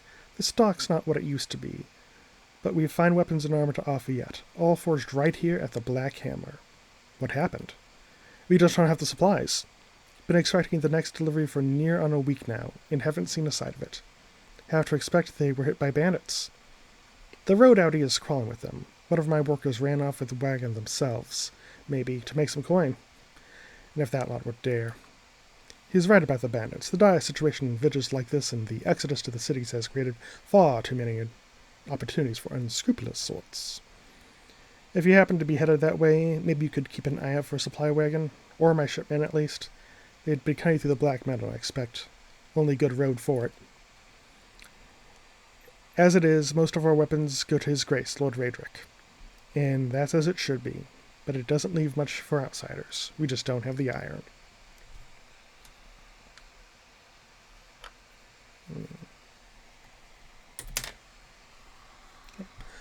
I'll see them back safe and sound. I appreciate you trying anyhow. You bring back the supplies at least, and I'll have much more to offer you, a discount to start. And if you do find my workers, you give them a good smack upside the head for me. Hey.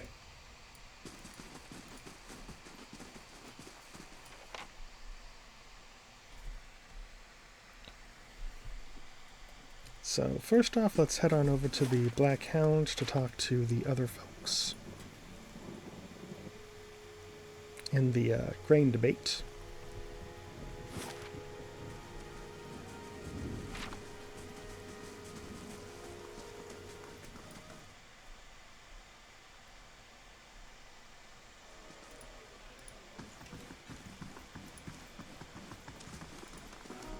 And Swander. Great name. Traveler. Don't knows who you are, and don't much care. Keep walking. We're not here to chat with foreigners. Careful, looks like they're cut from the same cloth of those rowdies that attacked me. Smells like it too.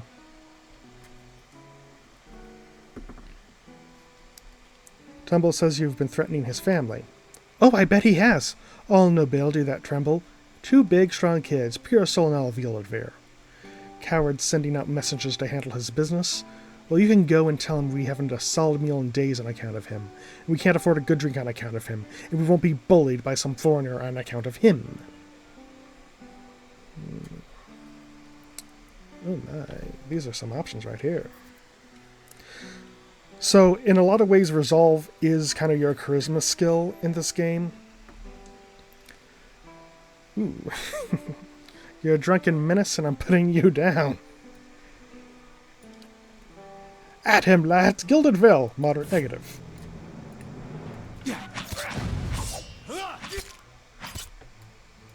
Okay, gonna have you do a knockdown on him.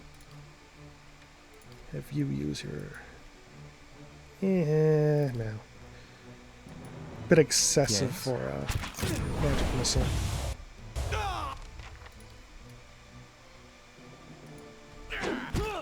Fight. That's how it's done. I love how everyone else is just like, nothing to say here. Okay, and then take out the final guy.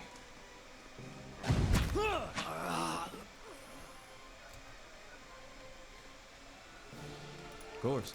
And drop out of combat. Grab their stuff. Head back to the mill.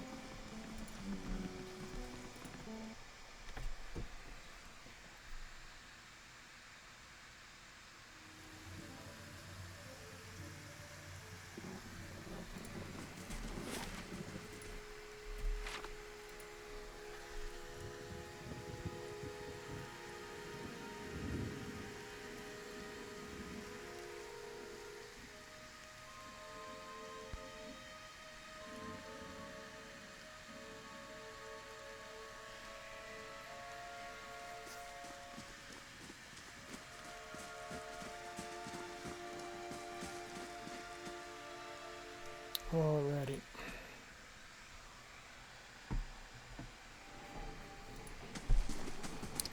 And Hello? Tremble. Saner's dead. He won't be troubling you anymore. Dead, but... I won't ask. I suppose I shouldn't take this as a good news. But when a man threatened your family... In any case, I thank you for letting me know that is, and here, as a token of appreciation. Perhaps now we'll stand a chance of getting this town back on its feet. Yeah, because as you can see, I have a reputation of neutral. Alrighty. Because I have menaced and helped the people of Gilded Vale in equal measure. And now for the shenanigan of Aloth leveling. That's going to be athletics. Cocked die. Athletics once more. And stealth. Okay, break out my d20 for this one. He got a binding web. Roll that one. 18, that's over. 20 is still over. Okay, 1, 2, 3, 4, 5, 6, 7, 8, 9, 10, 11, 12, 13. 14. Okay, come on. Stop rolling above 14, guys. Come on. Okay, a 6. Finally. 2, 3, 4, 5, 6. Curse of Blackened Sight. Blind. AoE blind. Into only foes, which is nice.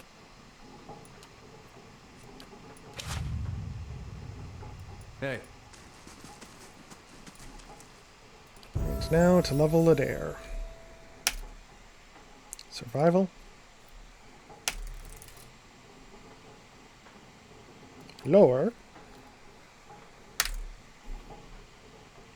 Athletics. And nothing more can be bought for 1. Okay, so now he gets a new ability. Ooh, Discipline Barrage. The fighter intensely focuses on his or her training, significantly raising accuracy for a short amount of time. It is a per encounter, and is 20 accuracy plus for 15 seconds. Hey.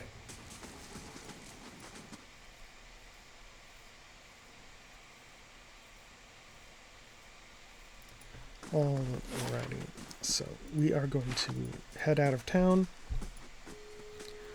First, I am going to head to the Blackened Meadow just to pick up our 4th party member. And depending on the distance from there to Cadnua, I might go to Cadnua to... first we have to go through Estrad, or can we go south? Because I believe this game might have been directional in what you unlock. I think I actually do want to go south to get the 4th party member. And then I'll just head back up to Valewood for some of those quests. Yeah, Margaret's Fork.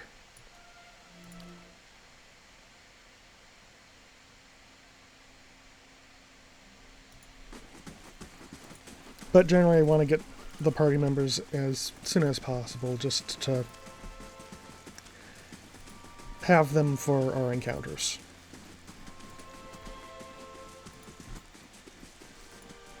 Saw you in the flames. This asshole. Squatting at the base of this statue is an incredibly ugly man, with bulging red cheeks raked by pox scars and a scraggly beard. He is sweating, as if he has a fever, but his breathing is measured and steady, like a slow push of a blacksmith's bellows. But that comparison feels strange and unwelcome. The next comparison, probably sparked by his grin, is that of a bear trap. And then out of nowhere, there is a hint of alchemical fire that fades almost as soon as you identify the smell. Come to pray at the statue? The question mark is barely there. As the man makes the statement, the statue takes on a reddish cast, as if holding a torch to it, then slowly blossoms into a wavering flames. The man doesn't turn as the statue blossoms into fire. The others are welcome, but it's best if just you and I trade words, and your shadows stay quiet. Hands off their weapons, both arcane and steel. It's only you I want to trade words with anyway. I swear before the whore that is Margaret, no harm will come to you in her shadow. If that's enough of a promise for you. If not... Strange trace of company. Stone seems cold comfort. The man smiles slightly at your words, then nods, never taking his eyes off you. I could do better, though the world holds little else. His eyes run the length of your frame, and he follows it with a sneer, until now. The world holds many whores we worship. Respect comes with honest titles. I bet even you have gone against instinct in exchange for a little copper, or paid for such in countless ways. But if I give offense, if words are all that are left to a man, then why in the Deerwood of all places he should have leave to speak them? Examine the statue. The weaving firelight from the statue gives off no heat, so much so you wonder if it is some trick of the mind. The ugly man before you doesn't seem to notice it or feel it, although the sheen on his brow is still present, as if he's burning up from within. Study the man. The sudden weaving flames from the statue of Mogren cast more light on his features. The man's robes are dirty, stained with grease, and other marks of the road. The hem of his robes, including the sleeves, are burned at the edges, as if he walked a great distance across a fire, then reached into the flames with his hands to pull something out. Focus your gaze on the staff. The staff looks thick, stout, of blackened ash once burned by a terrible fire. Beneath the ash, the lines of the wood bear shapes and patterns, and there is a certainty the staff was once something far more dangerous, but not now. As you study it deeper, it tremors slightly in your eyes, like water catching the light weaving across the statue. Whatever power was bled from the staff, it doesn't matter. It, or the wielder, any less dangerous. You look up to see the man watching you study the staff. As his gaze meets you, he nods with a humorous smile. I didn't catch your name, or why you wanted to speak with me. I didn't give it. You probably find names as useless as I do. The names that litter this world like debris are hard enough to wrap around the tongue. And what do they matter? It's what's beneath the skin and the letters I care about. What burns within. It's more important to me you're a watcher than whatever culture or accent decorates your letters like awkward crowds. Take pride in your actions, not where you hail from, or how your name rolls off whatever liar's tongue coats it now. If you need a title to hang on me to match your own, Watcher, then call me Durance. And as you observe souls, I test them. How did you know I was a Watcher? I can see the questions bubbling up. Let them burn away one by one. I am a missionary. I walk this diseased nation with its heathen, its people so careless with the spirits of others and their own. Watchers among them. Yes, I know you for what you are, and your name doesn't interest me. Names are for honest folk, and you are a crack that shines light from another place. We're meant to travel together, you and I. Saw you in the flames. Not your face, but that soul of yours, all tightened up like a huntsman's knot. You saw my soul in the flames. There's things we can teach each other, if you're in need of answers to your mantle of questions. I don't force my words on anyone other than you. I don't care who walks with you or what their mewling problems and politics are. There's enough howling in the world without me stoking that fire. I won't take from your provisions, don't need much on the road. I can carry my weight, which is considerable. Many will stand against you. They probably already have, from what I can see. Left their marks, it seems. Like a trail, worming its way behind you. What kind of marks? Disease? Spirit wind? Both could have touched you, yet here you stand. As for disease, not all of us were close to water when the pox hit. But it's no longer a passenger in my flesh. It left its marks as well. But like flames, the pox doesn't strike twice, nor is it catching. If your stone mistress there allows it, then come on. Her? Don't fear her jealousy. Let us see what the road holds, Watcher. Endurance is the priest of the party. I've given him some stealth. Mechanics. Lore. Mechanics.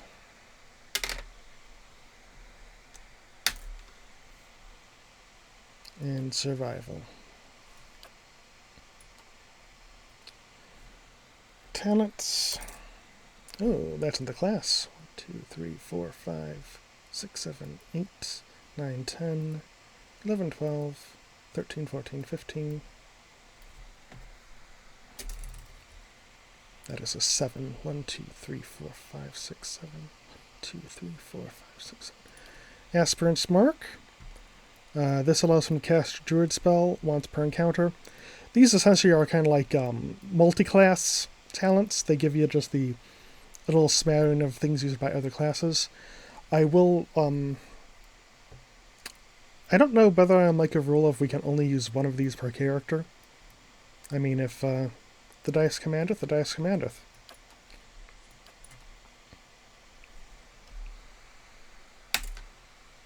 Okay, that's stealth again.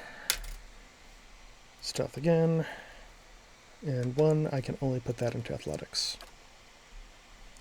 And as a priest, he basically unlocks all of his spells at the same time. He always has access to them. What? What? Okay. Hey. And another reason why I kind of want to get all the party members as soon as possible is to get all the rolling for their level ups out of the way as soon as possible. Because, you know, it can be a bit much, I recognize that. Oh, yay, I have a confuser person.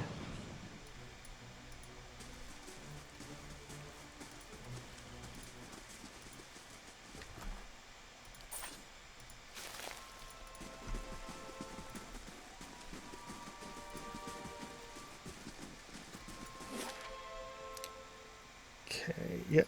Black Meadow, then Cab Nua. Because outside the gates of Cab Nua is our 5th party member. You can have up to 6 members in your party at any one time. Before the end of Act 1, though, which is clearing out Cab Nua, you can only have... You'll only find 5. You can recruit another one at the Adventuring Hall of the Inn. You would just make one. Oh, yay, torture racks in the wild. Woot woot. For the purposes of our playthrough, I will not be doing that, simply because, you know, I just want to keep it to the actual, like, story companions.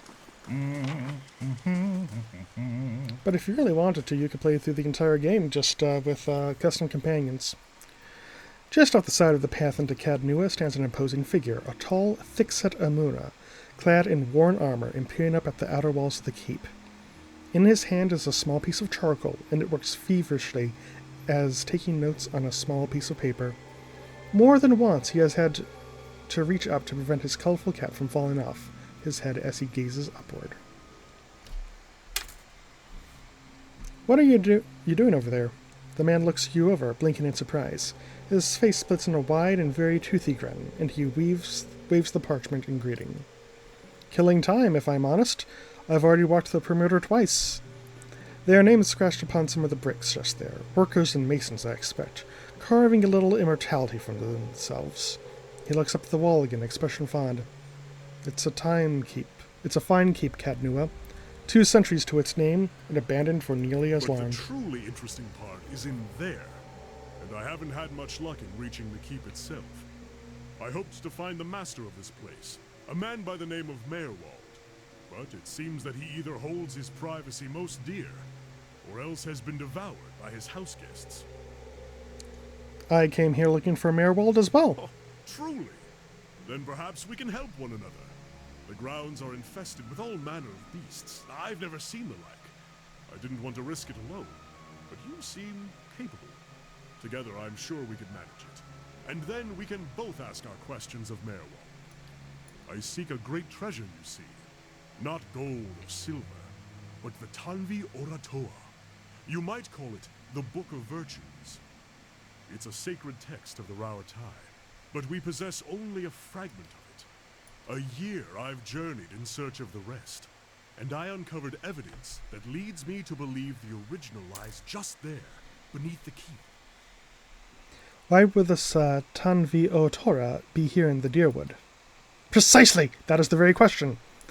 It is a long and twisting tale, my friend, as all good chance should be. I can tell you more if you wish, if there is time. Let's go meet Mayorwald, then. Excellent.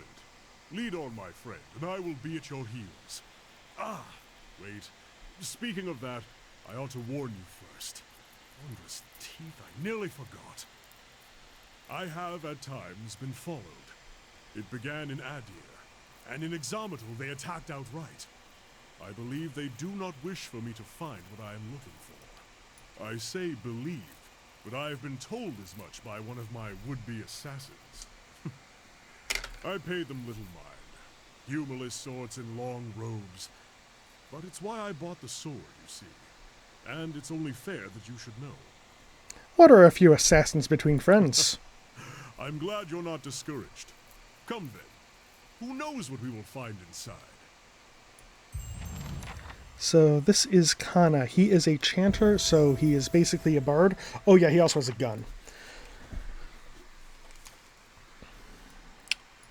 And let's do his skills. Cocked die. Mechanics. Lower. Stealth. Mechanics. And then either athletics or survival. Survival. Alright, so these are invocations. These are kind of like the chanter's spells. 1. But Rene Darrett's ghost, he would not rest. Call beyond the shroud and summon a phantom to fight for the party. And also, they are one of the main summoners, as it were. They have a lot of summon spells. 4, so it's utility. There's going to be 9 of these. 8. Wound binding. So this allows him to heal his own health. And now for his next level. Athletics.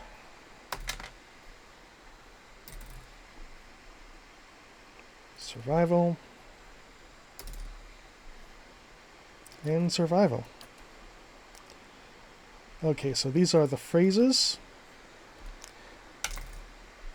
Okay. Come, come, soft winds of death. Drains a portion of endurance from all enemies in the area of effect.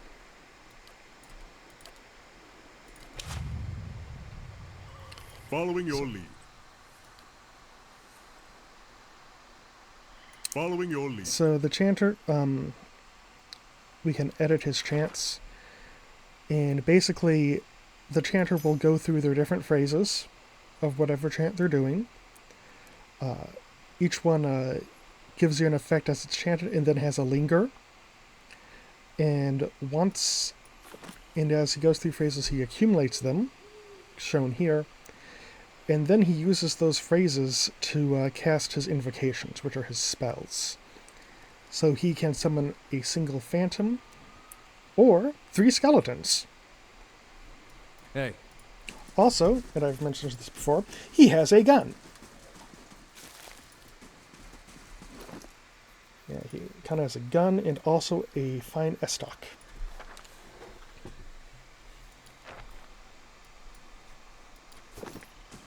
Hey. So now having our party members, we are going to go and, actually do some adventuring. Who'd have thunk it? So let's go back to Valewood.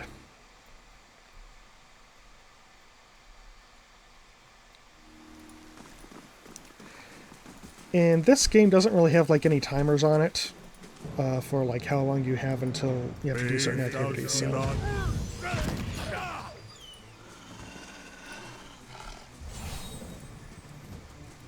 You're pretty much free to go about as you so desire.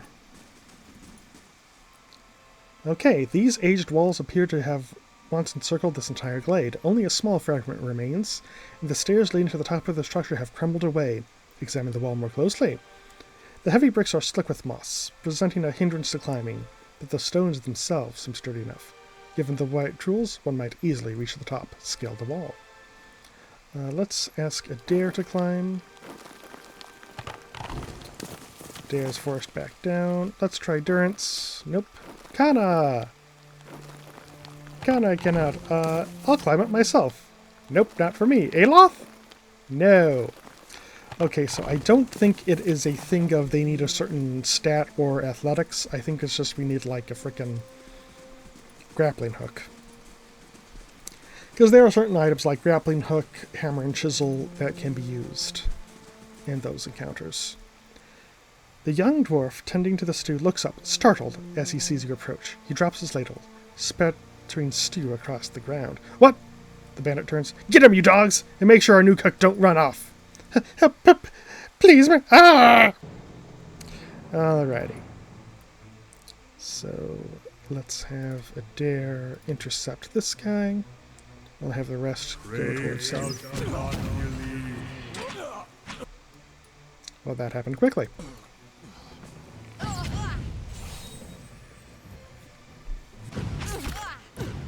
And here Kana is reloading his gun.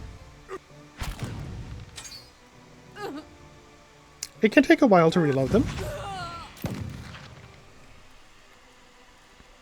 But yeah, like, let me see, I believe Kana did... I don't know if he hit the other time, but guns do a lot of damage when they hit. Shocking, I know. And the nice thing about the chanter is that he continues chanting while he's like doing that reload animation. So that's going on passively in the background. By the flame, thank you, thank you, thank you! I thought I'd be stuck cooking for these ignorant weasels for the rest of my life. Until they were bored with me, I suppose. Did Pasca send you? She must be beside herself. I must get back at once. But listen, the next time you're in Gildedville, make sure to drop by the Black Hound. I'll let her know what you've done for me, and I'm sure she'll do right by you in turn. Oh, to be back to my oven again. Alright, we have saved the cook.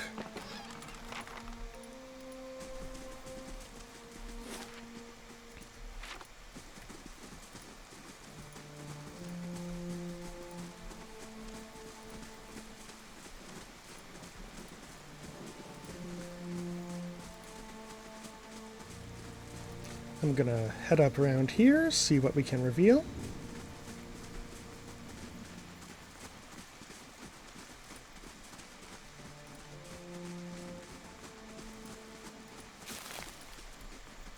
Basically nothing. So let's head on over here. Speed time up a bit.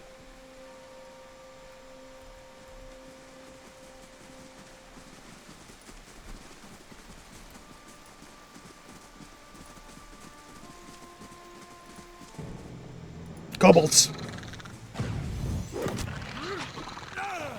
Yeah, like, kinda just like did 22 damage on a non-critical attack. Which is pretty high for this point of the game.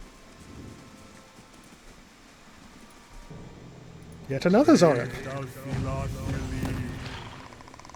34 damage. Guns. The struts and supports are large enough to be the ribs and vertebrae of a dragon.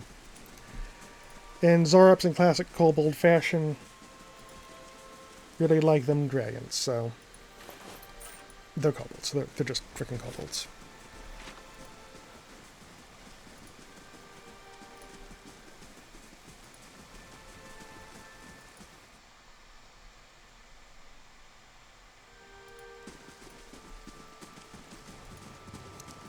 Into the bear cave. So I am going to cast Combusting Boons on the bear.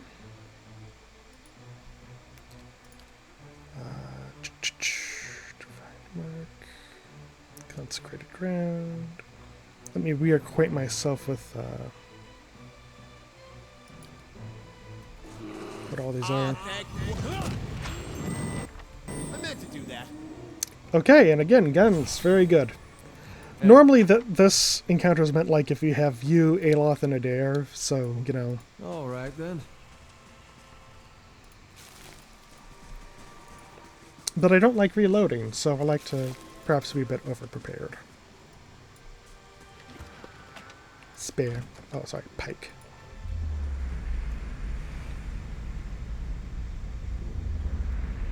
Lost Spirit. A figure drifts suspended in the musty air of the cavern. Its form and features blur and twist in cascading ripples of incandescence. You feel its energy eddying around your limbs, filling them with a heavy chill. Reach out. You reach out a hand for the spirit. In the moment of contact, you feel as if you've been struck a blow, head reeling as you tumble helplessly into a waiting darkness. Light blooms at the edge of your vision. You feel the sun at your back, and the weight of a bow in your hand. You know suddenly that you've come a long way for the Vale hunting deer. Now you are standing before a cavern, and the darkness extends far into the depths. Even so, your friend strides out before you, his red cloak flapping at your heels. You follow, heart hammering your chest, as he leads you deeper into the cavern. There's a roar like thunder, echoing around you. Fear seizes you, casts you stumbling back towards the exit, towards light and escape. You see a glint of steel, and then a sudden, terrible flash of agony behind your knee. You scream, stumble, fall. Your thoughts are chaos, laced through with pain. But in a moment of terrible clarity, you see your friend look back from the mouth of the cavern, his dagger daubed in crimson to match his cloak. And then there's a great dark shape above you. And then there is more pain. The vision recedes, and you are thrown back into yourself with seemingly resentful force. The corpse lies at your feet, and the spectre lingers. In the span of energy between you both, you can feel a sense of questioning, of confusion, of anger. You are betrayed. Only a fool couldn't see it coming. A sudden, lashing anger emanates from the spirit. Rage and grief seem to pour from the gleaming figure like smoke. I'll find him, and then he answers for what he's done to you. For a moment, the spirit seems to burn bright, and your head fills with a sickly triumph.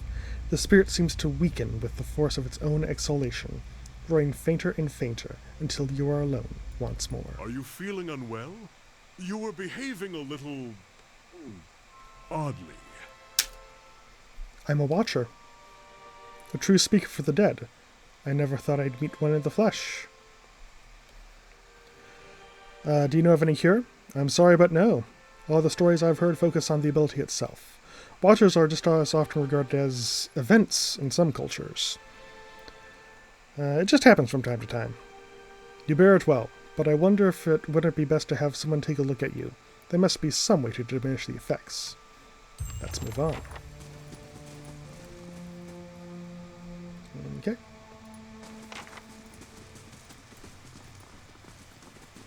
You must...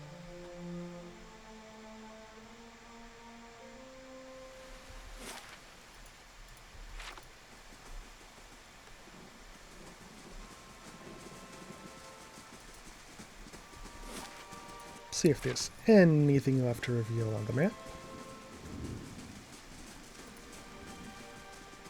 I don't believe so, but never hurts to check.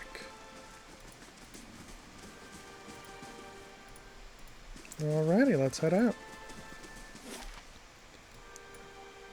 So Anselon's compass is down here south of Margaret's Fork. We'll be heading there for a Eora.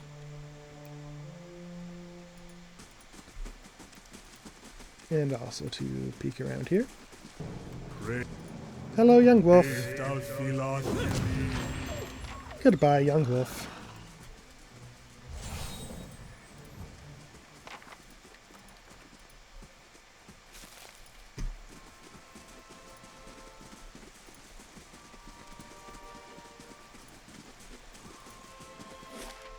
Okay. Yeah, and what direction you actually leave a map can influence how things pop out. It's a lot like the original Baldur's Gate in that regard. Ooh, fine greatsword.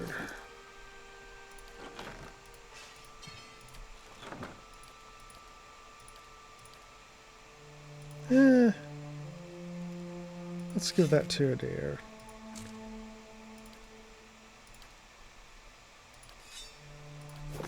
Hey.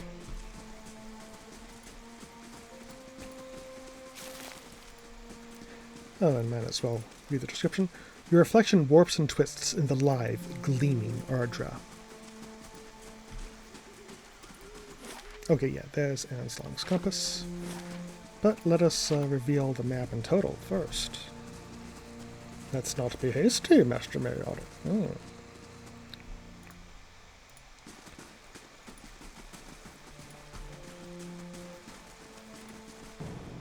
Young boar.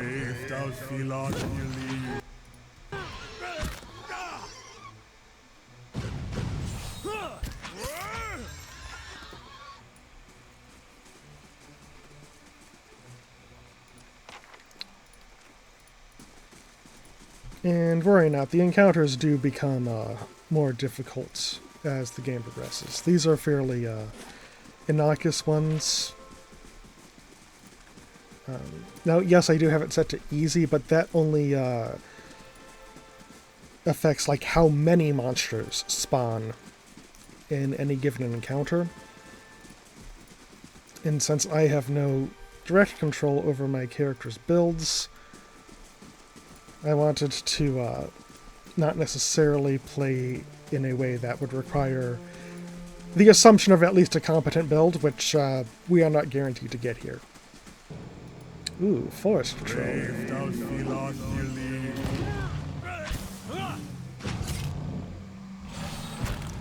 And as you fight the monsters, you actually do encounter more info about them. And like you can see here, this troll's damage reduction is 5, but we've also figured out that it's only 3 against fire and a total of 10 versus crushing damage. This is a very crunchy little RPG, and I love it so. Although I actually bounced off of it when it first came out. I got it, I was like really excited for it, because I've always loved this isometric style of RPG. I grew up on, actually, Icewind Dale 2 was one of my favorites. Really got me into it. And it's by Obsidian, who are one of my favorite developers. But there were just a few things about it that, like, caused me to bounce off. I'll talk about those a bit later. I'm so glad I gave it another shot, because it is really a great game. There! That one! Get that one! Okay. Ah, it seems we have encountered assassins on the road. A wizard and a gold-packed paladin. So a gold-packed paladin... Oh boy, he's right next to me. Wizard's double!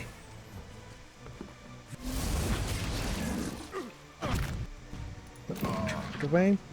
And this is a game where, like, if you're engaged with an enemy and try to move away from them, they get those opportunity attacks, so... Gudrun's orders. It seems I have no choice but to provide you with instruction. Raedric forces are spread thin, and the road through the wilds to the south of Guildvale lies unguarded. Given these favorable circumstances, I'm sure that even you can manage to handle a peasant or two. The archers tell me Koch's men made south after their escape. If you should happen to retrieve one of the number, I may be convinced to forgive your previous mistakes. For the last time, you are to keep clear of Defiance Bay. Know that if you cannot be trusted to acquire a useful specimen with even a modicum of discretion, I have no qualms whatsoever about using what materials I have at my disposal instead. And Ludar's Grimoire, which I'll put into my inventory. All right, then. So again, as I mentioned with the Grimoires, we can... Oh, what a dead ears. With the Grimoires, we can learn spells from other Grimoires, which is a saving grace of playing a wizard. So, yeah, it's 100 per spell level, but Necrotic Lance is worth it. It's a very powerful spell. So if I go to mine here, I go to 2, I'll hit Necrotic Lance. Hey. Necrotic Lance is basically a single target heavy damage spell with a reasonable cast time. Ready when you are. Yeah, and then they take acid damage and then a bit more over time. It's basically Melf's acid arrow. Pretty much all the spells in this game are, well, not true for the priest spells, but the wizard spells especially can be very, you can tell which D&D spell they are, let me put it that way. Why is my wizard in the middle? Urbury.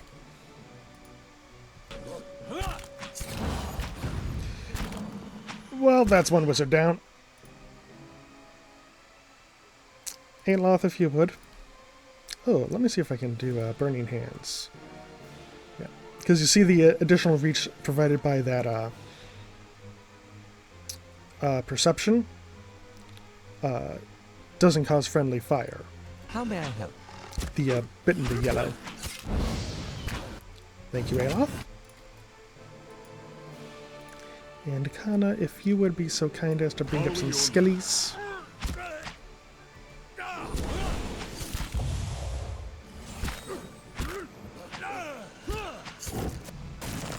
And Skellies, if you would be so kind as to murder, death, kill these wolves.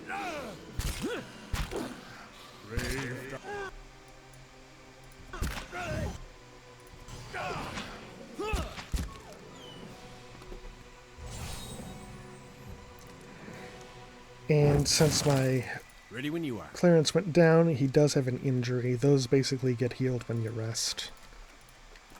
Not a problem. Hey.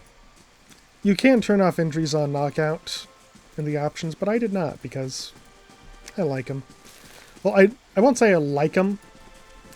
I like that it disincentivizes you from just randomly throwing chaff into the fire. Hey. But they're annoying. And just use that field triage to recover some of his health because... Yeah, because his perception would have been like, -4. So that's impeding his accuracy. Hey. So his attacks hit less. And much like might being for spell damage as well as physical damage, that is accuracy for everything. So that's accuracy for spells, accuracy for attacks. Because this game doesn't really have saving throws. Instead, a lot like in 4th edition D&D, you roll your attack against a defense. So deflection was basically AC, and then there's fortitude, reflex, and will. Just like in 3rd and 4th D&D. Okay. Take out the Zareps. Using the favorite tactic of letting them come to me. And please hit for a change. Come on, guys.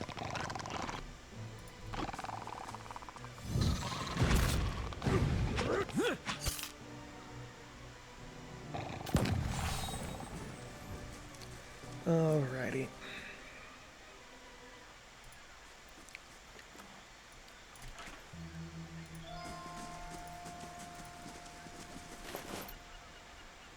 Fine crossbow.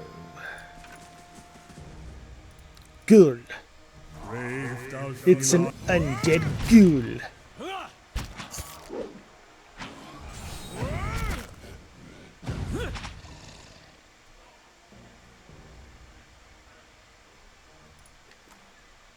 And see, vessel flesh.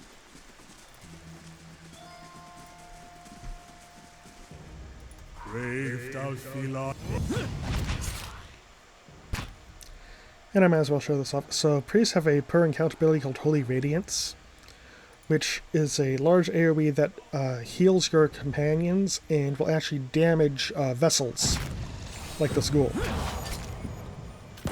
So priests can be very useful in fighting vessels. Hey. At the center of the ring of jagged stone, this boulder casts long shadows across the hands of the sun moves overhead.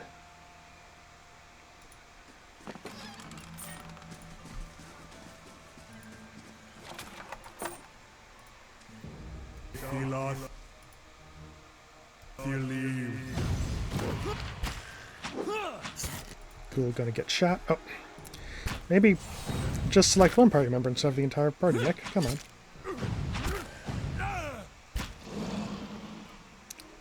Alrighty.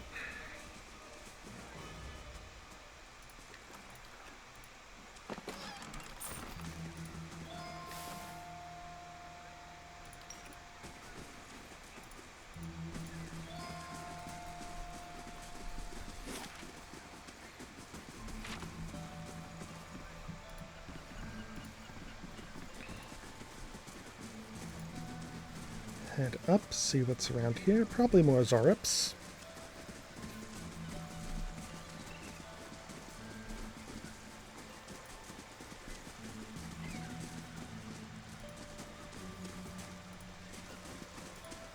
Or not.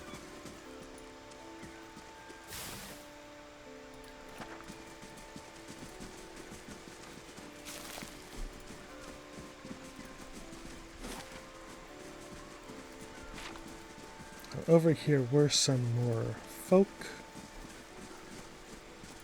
Let's see if they turn hostile or not. Egdrang? Two villagers stand on by one of the tide pools. They are breathing harshly, clearly winded, and look up nervously as you approach. Greetings. If you're here to fish, as we are, stranger, you'll want to avoid the compass proper. A lot of ships wind up spread across the rocks here, so we don't think much of the wreckage until we heard something. A terrible noise, and I thought maybe it was a survivor, but he wasn't alive. Moving, not truly alive. It was awful. What are you two doing out here? Fishing, of course! Except I lost my fishing rod when I flung it at the head of one of those monsters. We were looking the tide pools over and thought we'd try our luck down by the rocks. Got the fright of our lives. We'll have to make do with the nets here or go hungry. You said there are a lot of shipwrecks here? All the time. It's a lovely place, but dangerous as anything to sail. Good fishing most days. I think we'll look further up the coast next time. What do you mean? What did you see? Corpses. Walking corpses. You don't want any part of it, whatever the cause. Might be we can find something in those tide pods, then we're headed straight home. Farewell. Good time to see you. Wait, did you hear that? Hear what? Oh, more Zorips. Come to murder them. See, in here I thought would be ghouls. Gods, what a mess. Thank you for your help, stranger.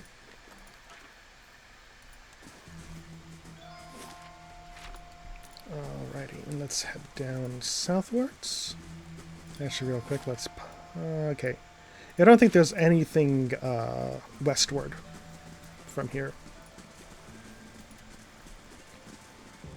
More Zurich.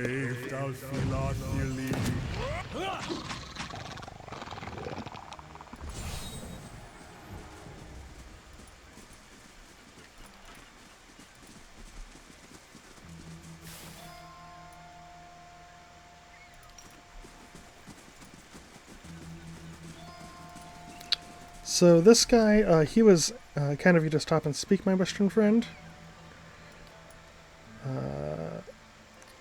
So this guy, he's just a merchant. He was added in with a patch leading up to Deadfire. Mainly he just sells some items that kind of just are there to go, yay, Deadfire, the sequel is coming. Very fun game. But that's pretty much all that this guy is.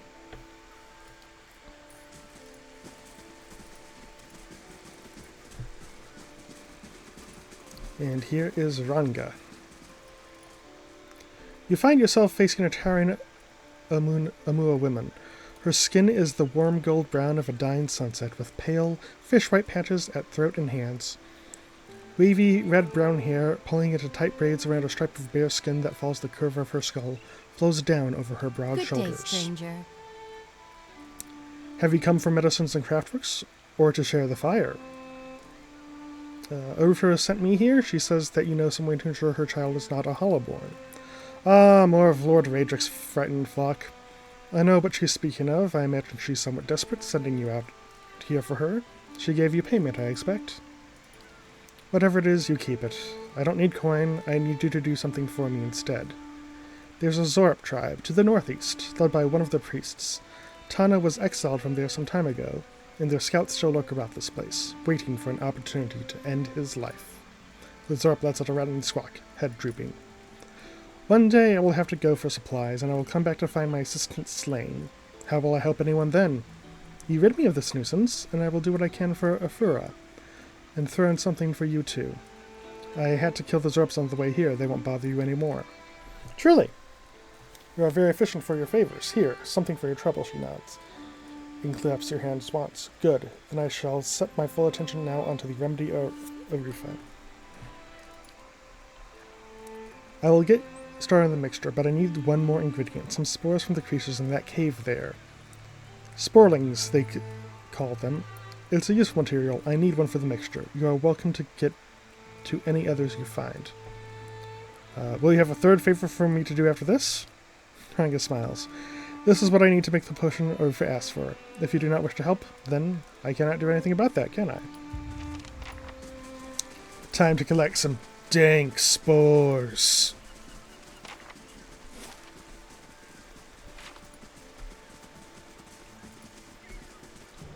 More Zorps.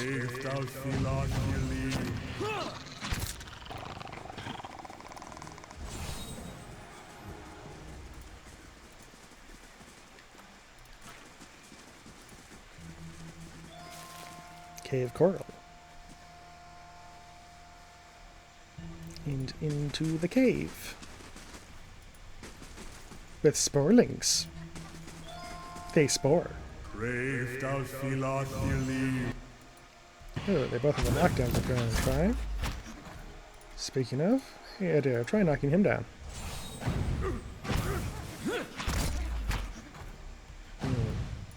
No luck.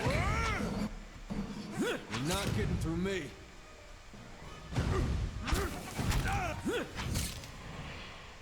That's it. Come on, fellas, you can do it. Here we go.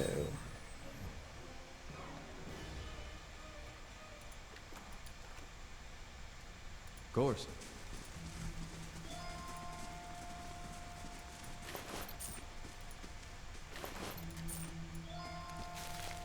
Okay, and now we are encountering one of the quirks of the random build playthrough. In that, since we don't really have anyone, I don't think, who's particularly strong at mechanics. Oh no, kind of has 3. I have 3. He has 3. Okay. But with high enough mechanics, you can see hidden caches in secret doors and all that. I thought there was one in there, but maybe you need a higher mechanics to see it. Or I am misremembering.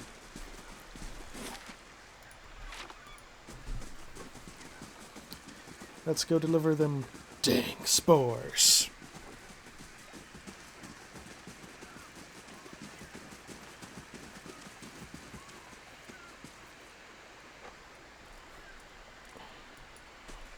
Welcome.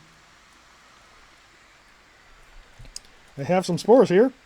So you do. Excellent. Give one here, and I'll add it to the cauldron. This should not take long.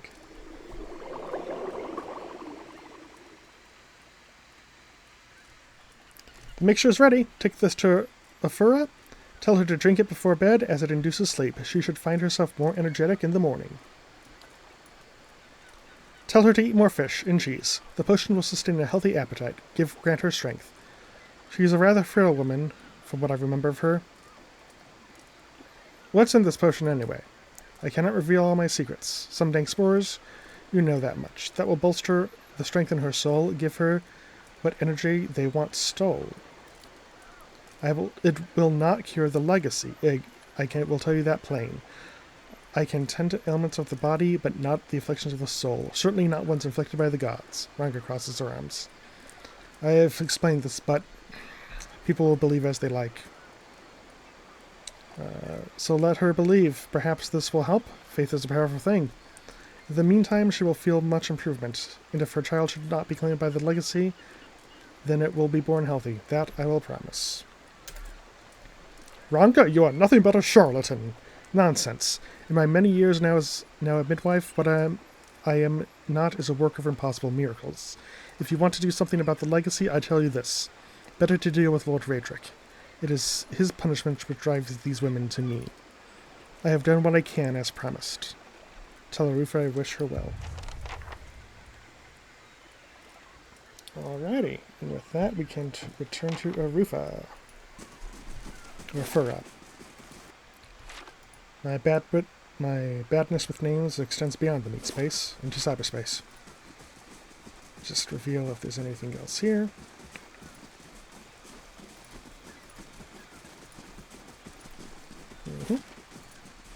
Alrighty. So let's head out of Anslon Compass. And let's head to the Black Meadow, because we do have a quest there as well.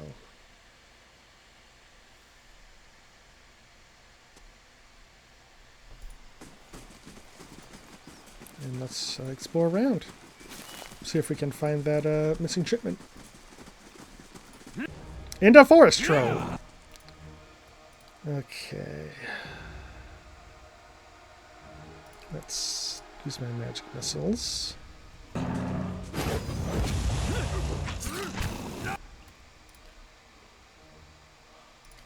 And I'll have to use your thingy. Death to our enemies. Alrighty.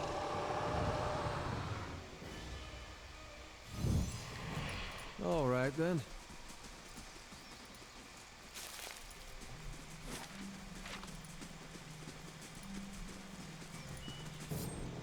Ooh, boy, bandits. So, I'm gonna have Adair trying to knock down the bandit leader.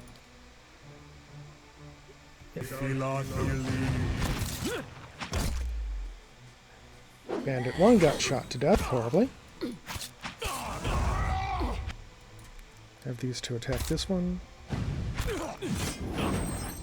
Bandit leader's gone berserk. Uh-oh, a character... Okay, so he is really low on actual health.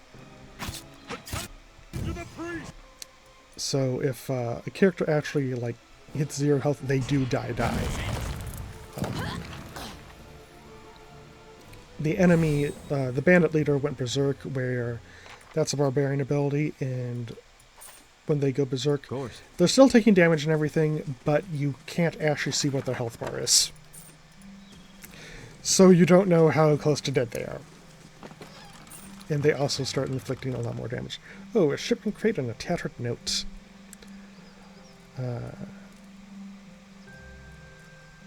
I need you to deliver a haul to Kern to sell. He will not speak to you unless you know these words. Yeneben Elifan.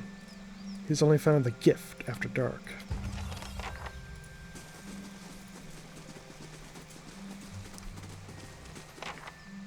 Ooh, and he has bruised ribs now, which gives him even less health. So we're going to be a bit more careful with Margaret. What we're actually going to do, go over, have him switch out to his rod, have Kana switch out to his S-stock, and kind of switch their places in the marching order. So Kana and Adair are going to be the new front line. Kana's not the toughest, but he's better than a mage, and he does have the Brigandine, which is a heavy armor.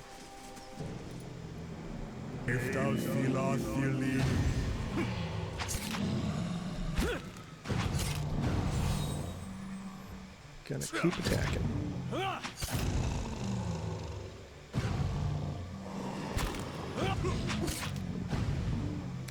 Seems to be going pretty well as is. Kana, what is your strength? Okay, so plus 18% damage on all of his attacks. Nice. Of course. Well, that's quite a noise. Alrighty, heading down.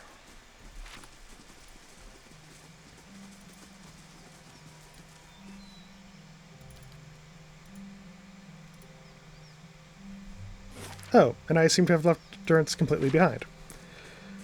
Oops. What? Well, that's one way to keep him out of danger. And the way XP works in this game is that you don't need to be near the kill or anything to get XP from it, so... And again, Monster Slain only gives so much XP as it fills up the bestiary. After that, it's all quests. Which is nice, because it doesn't, like, incentivize you to just, like, go on murder sprees just because it gives more XP. Okay, that guy's looking tough. Let me cast Combusting Wounds on him. Yeah? To kind of add to the damage. And let's use some magic missiles. How may I help? And I think he saved against the combusting wounds. Yes, he did.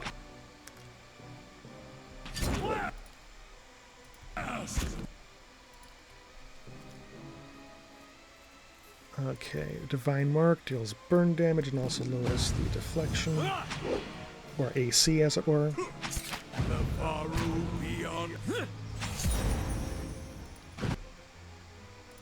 Okay, have you do a knockdown on him, Adair. Nice. I'm gonna have Adair use his second wind to get some endurance back. And the higher your athletics skill, the more endurance those return. I'm going to use my own magic missiles. Yes. Just have Aloth use some again, just to speed up the damage.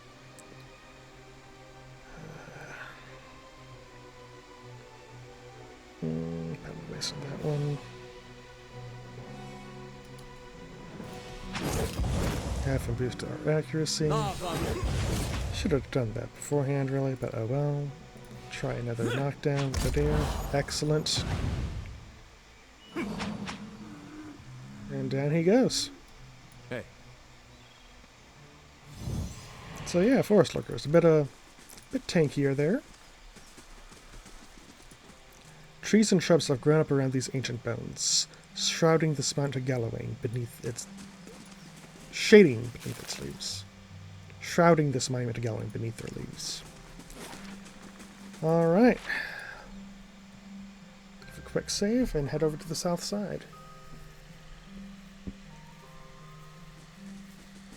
And when we head back to Gilded Vale to turn in these quests, we'll also be sleeping at the inn.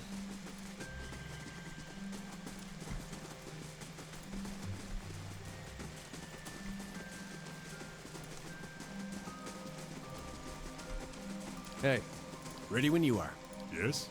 Yeah, it's Kana who has the restores his own health. Evict!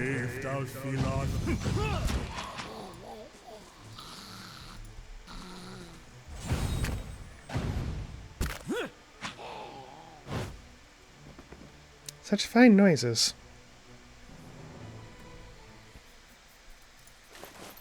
Ooh. Boots of Constitution. Why not? And another thing that makes fighters interesting is that in this game they actually have a fairly steady health regen. Not health regen. Endurance regen. So as they go through fights they restore just an amount of endurance naturally. What that also means is since they tend to be fairly tanky, they're wearing heavy armor, they're attracting aggro.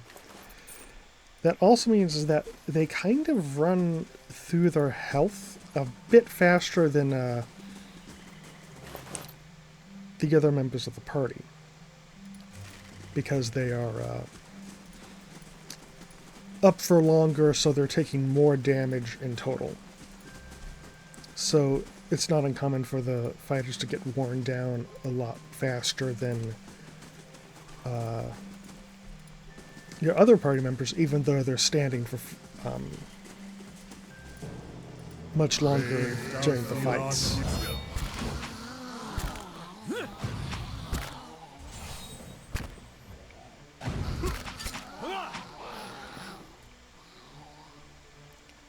Vix are like not even zombie level weak. They're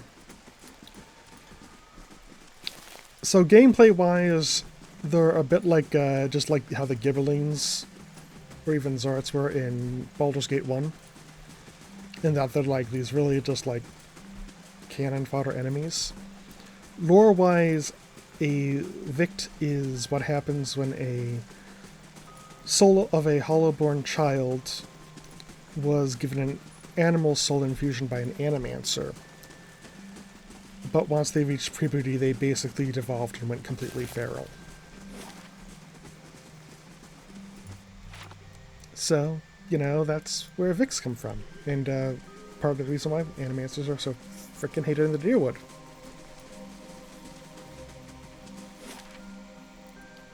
Let's go to the Esterwood.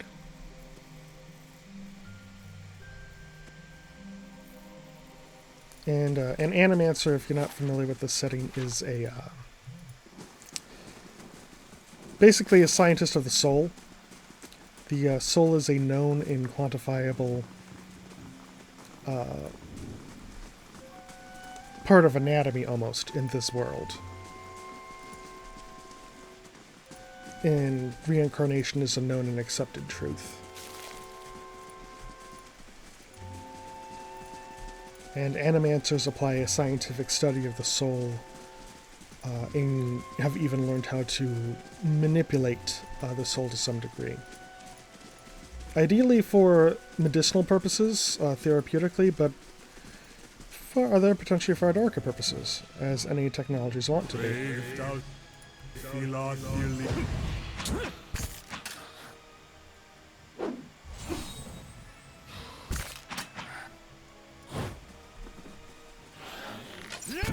Orlin skeleton. That's it.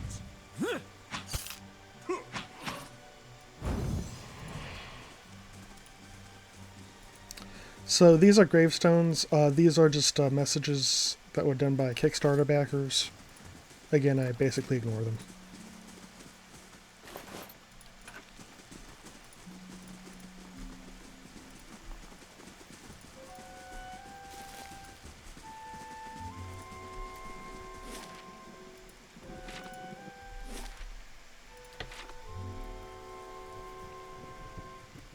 And I do want to travel through Esterwood because I believe there's an event flag here that sends you on a bit of a quest.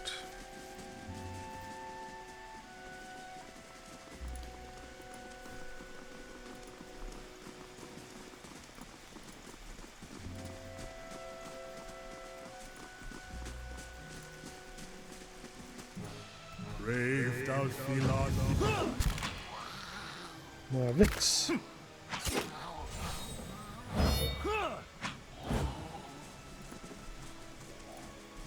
Ooh, spear spiderling.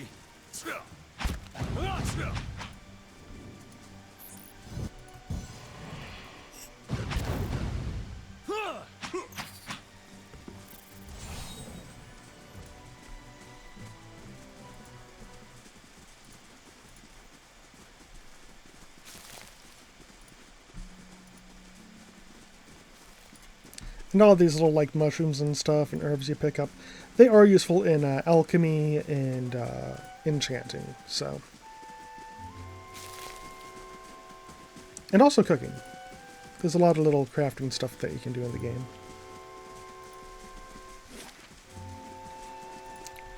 Which, since again I'm not able to directly decide what my builds are, it's all random and determined by dice, I might actually wind up falling a bit back on that a bit to make up for deficiencies in my build, because I don't get to actually like strategize my builds as I normally would.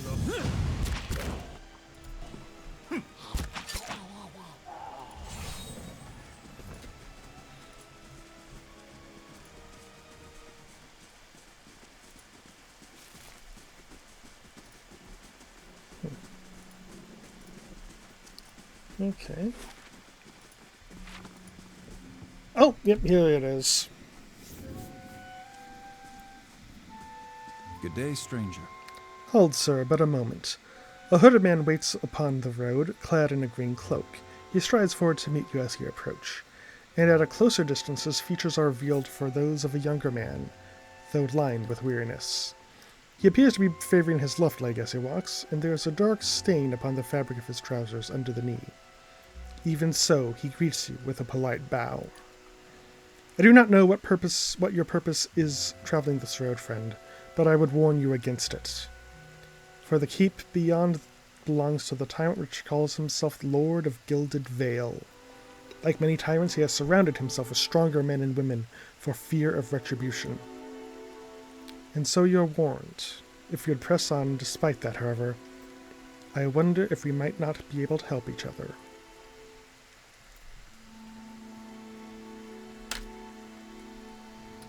What is it you want me to do? The man nods, standing a little straighter.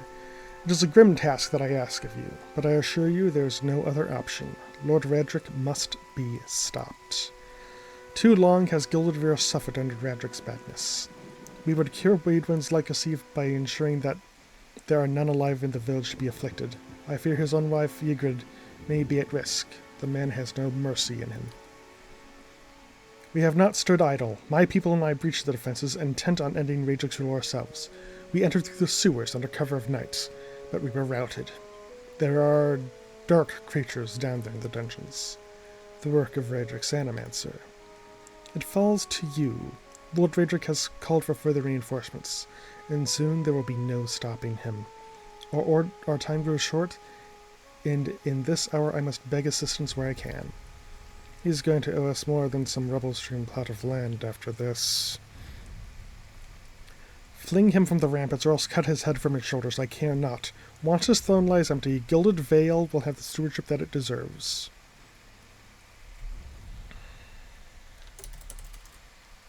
I will find Radric and deal with him. Then I commend you on your courage, and I thank you for your assistance. But I would not send you onward without due warning. Radric's hold is crawling with soldiers and sellswords, all loyal to Radric. They will not take kindly to intruders. In truth, they will be all the more alert for our failed efforts. A frontal assault would be unwise. If you would brave it, one could follow our steps, and seek out the entrance to the sewers at the eastern edge of the moat. But several of my men were captured. It may be the entrance has been found and sealed anew. Those men were under my command. I would be in your debt if you found some means of helping them. Once you make it inside, seek out my old friend Nedmar. He is the high priest Berethian, now that the Shining God has fallen. A good man. In difficult circumstances, he will listen to reason. Durance chortles, nearly choking on his disdain. Shining God. He never shone so brightly as when the bomb took him. The moniker's obsolete now. Ash does not shine. It's like if someone was to call you the attractive priest, Durance. Nedmar can help you reach Radric, but he resides in the upper level of Radric's hold, protected by guards and mercenaries. You'll have to keep to the shadows if you want to reach him without alarming the entire keep.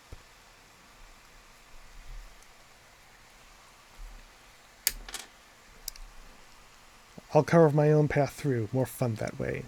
There's merit in this, Pathwater, many lessons to be taught, and many at the keep in need of teaching. Kulsk studies you for a moment. So be it, so long as you remember who's the real enemy.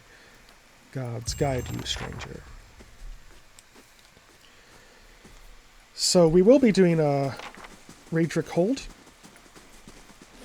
Yep, Radric's hold, but first we're heading back to Gilded Vale, because we desperately need to rest. In turns and quests.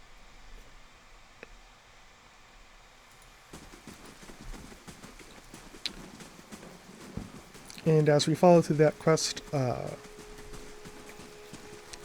we will be making some rolls to see what lines we go down.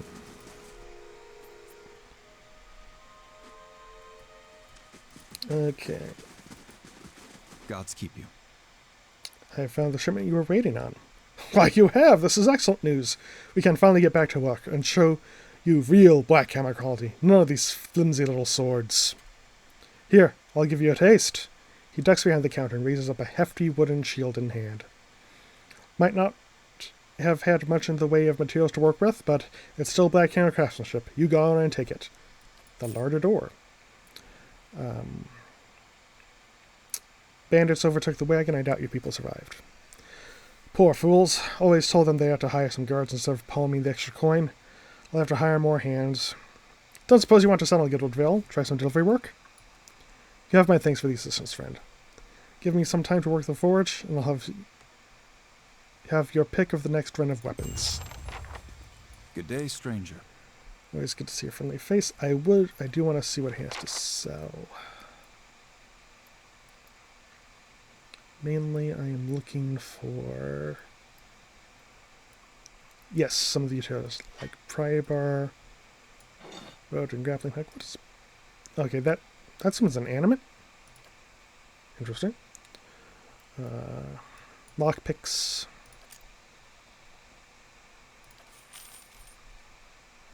I might keep an eye out for that one. Inanimate is basically a type of golem. Yeah, give the large shield to Dare. Well, no, he's currently using the two-hander. I like him with the two-hander. Hey. Plus, things can get just a bit funky when you have shields that do bashing attacks. Because it kind of like goes into the tempo of your actions. Like, you'll do a weapon attack, then a shield attack. And kind of go like that, instead of just like keep doing your weapon attacks.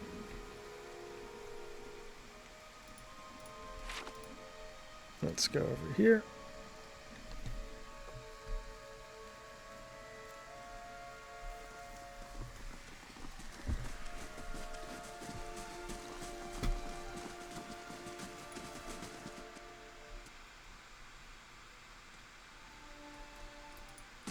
Good day, stranger. I know what really happened in that bear cave, Mountain. The color drains from Mountain's face. I don't know what you mean. I told you the truth of it. Are you accusing him of something? Ingrid looks to Mountain, touching his arm. If this is about the accident, we're both grieving Pearlie's loss, but it was a wild animal's doing. Mountain shakes his head minutely. You see a tremor in his hands. What would make you suggest such a thing? Why did you do it? He was your friend. My friend? He was a cruel enough man to his friends. You didn't know him. You wouldn't defend him if you did. Mountain, wait. I don't know what you saw in that cave, but it isn't what you think. Pearlie, my husband, was as much a beast as that bear. I tried to leave the first time I suffered his temper, but he wouldn't have it. Mountain, we met, and I knew I found someone special, someone kind, who cared for me. Please, all we want to do is leave this place, to start somewhere else. We have some coins saved up. You could have it if you'll only let us go. Okay. No, whatever your reasons, you caused a man's death. I'm taking this to the magistrate. I don't know what you think you'll tell the magistrate, a story about a dream you had, but you won't take this from us. Not when we're so close, and not from that wretched Pearlie. Okay, looks like we're doing another murder, folks. But it's an honest murder. That makes all the difference. Francis! You should have run! Ah, gibbing. Hey, nice ring of deflection. Of course.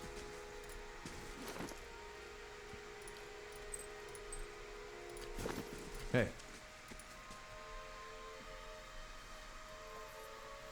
Alright, now to head over to Rufus.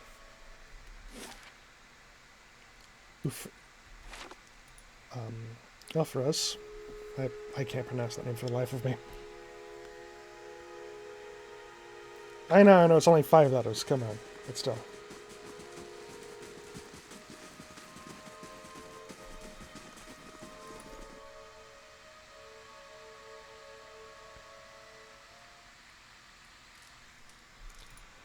Alrighty. Greetings. You were some time away. I worried you wouldn't return. Is that it? Have you bought it? What did Raga say? Yes, I have it. Here it is. You really did it. Oh, bless you, bless you. I don't know what I would have done without you. Now my baby will be safe. I can't thank you enough.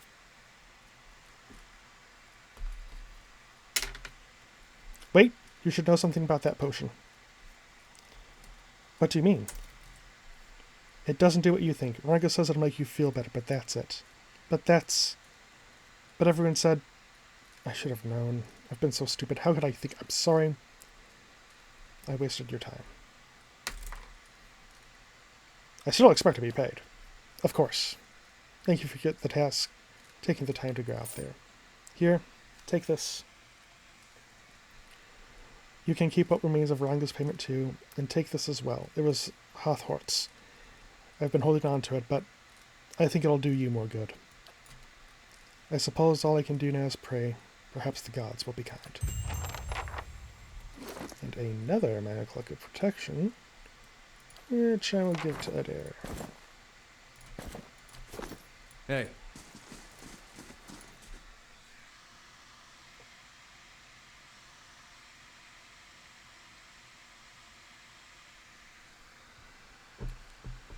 Alrighty, so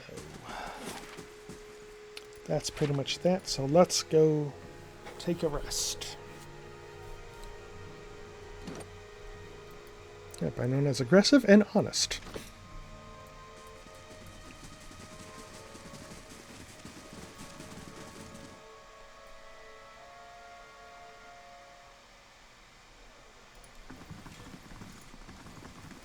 Greetings. Oh, it's you. Tenfrith told us what you did for him. It's such a relief to have him back. I can't thank you enough. Consider yourself a favorite of the house. Discounts on drinks, rooms.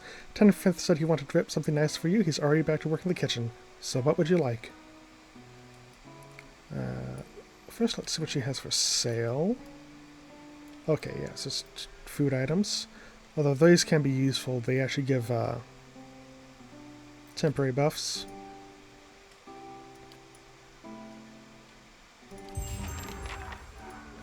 Welcome. I'd like a room. We'll take the laborer's rest. Mainly for the mechanics bonus. Yeah, because that's what's bringing it to 3 in total. Now, before we go and do Redrick's Keep, we will be doing the Temple of Aethys. Right here.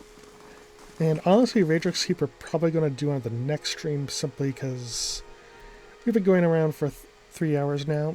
I haven't been in here for... And my voice is starting to get just a bit tired. Used to be real nice. Bright. Warm. But we will be doing the temple here on stream.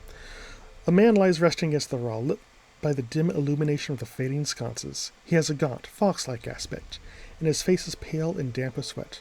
One arm is held loosely against his side, sleeve soaked with blood. He gives you an anxious glance as you near, his features twisted with pain. Have a care, if you mean to go in. He casts a quick look towards the doorway he left. This place is not so empty as I thought. He goes a look up at Adair. Paying your respects, Sir Thasian? He manages a pained grin. A little risky, isn't it? Think of what the townsfolk would say. Safer down here than up there, even with the rat as big as they are. The temple isn't what it used to be, probably for the best, times being as they are.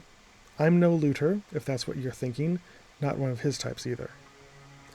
Just wanted to do some good, I suppose. Got my arm clawed up for it. Maybe you'd have better luck. Better luck with what? These ruins around us used to be a temple of Aethys, the scattered god, a grand temple at that. His worshippers would come from all over the Deerwood, from Raid Saris even. Not so much from Raid Saris these days. Until the war, of course. Even then you'd get some of the stubborn ones, the ones that couldn't get it through their heads that their god was dead and gone. Get to the point, as you'd like. Once the legacy started, Lord Raedric decided he'd been too lenient on the Aethasians. He had his people go in and put them all to the sword, left them down there, buried under a heap of rock. Heretics or not, their deaths didn't stop the legacy. Didn't do much of anything at all. They didn't deserve to go like that, chopped down in their god's house. If we can get down there, find their remains, maybe we can finally give them a proper burial. No small task. There's coin in it for you, if you need motivating. A pleasant surprise to see that someone around here has a shred of respect for the dead.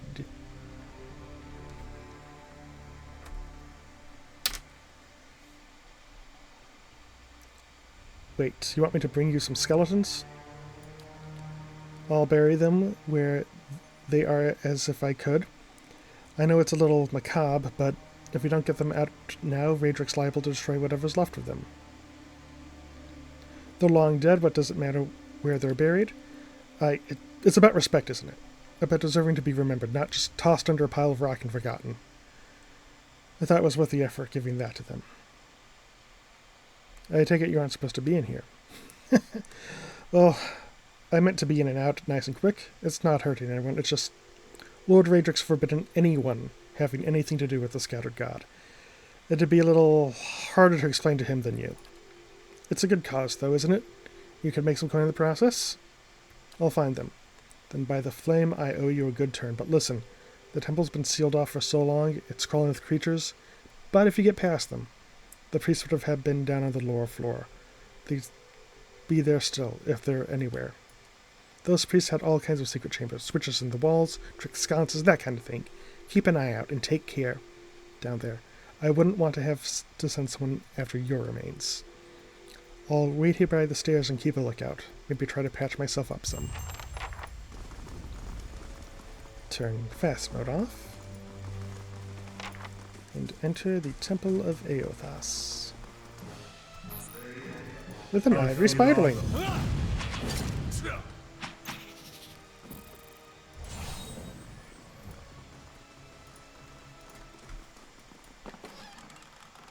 Initiate's notes. The parchment is relatively intact, but the ink upon it is faded. You can make out a few patches of careful, tidy script. It saturs to the richer floor. Rectrix Ubrica says, redemption for even those Orgot and struck the large spell first, rather than second. The rest is illegible.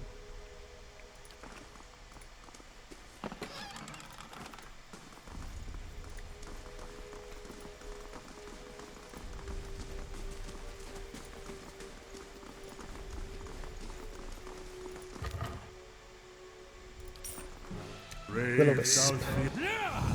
I meant to do that. Yeah, and Adir is confused right now. They have stopped attacking for some reason. There you go. Hey. Although I'd rather him be confused than charmed. Charmed is bad. This parchment is worn and tattered, and the ink upon it faded. In this time of hardships, must have just as much faith in ourselves. ...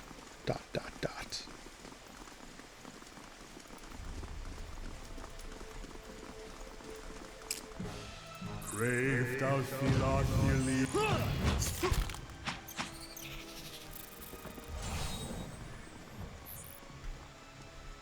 Yes, come to me. Leave it With your clicker-clack. Clicker-clack to your death.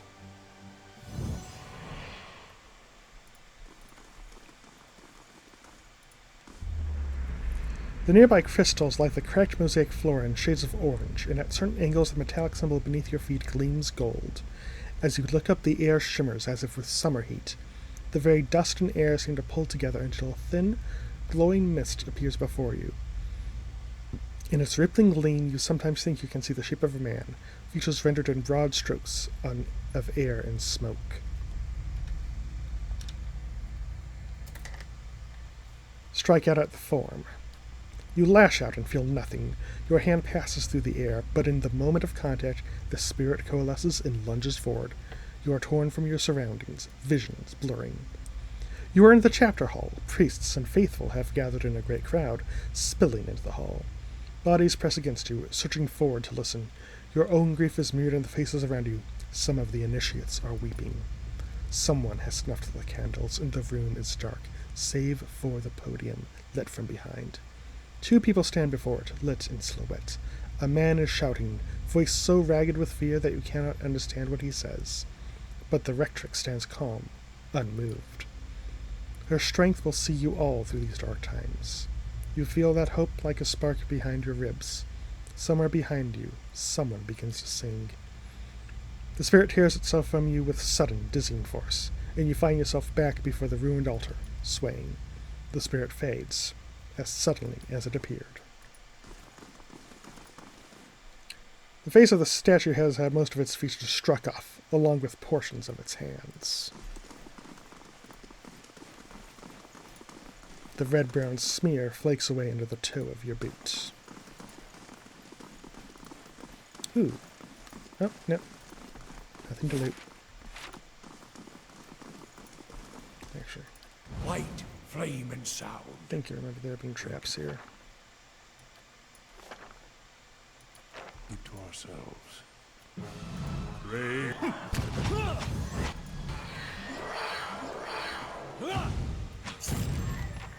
Yeah, like that was a attack of opportunity. The enemy tried to disengage, and Eora just cut him down.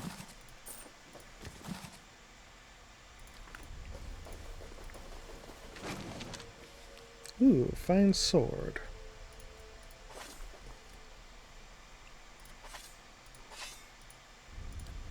Hey.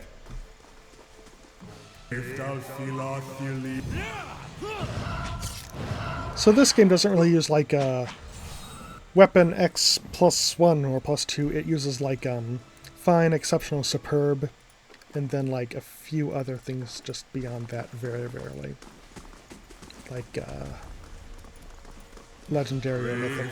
Leave it to me. But it's the same kind of thing, like fast, more damage bonus, more accuracy bonus, penetration, stuff like that. More pluses, more good.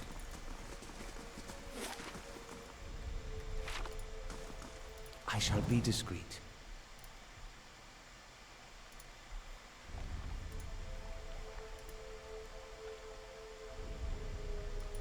What's this? Huh. I did see a trap. Interesting. Ready when you are. Cannot disarm the trap to use trigger. No. Not a problem. We'll have our toughest guy do that. Not to alarm you, but I'm slowly dying of poison. And get reflection. Following your lead. Actually, I think I will equip that to Adair.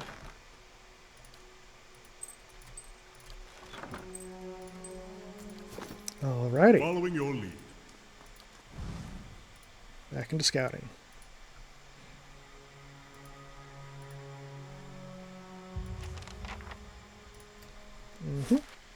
Okay, let's head down over here.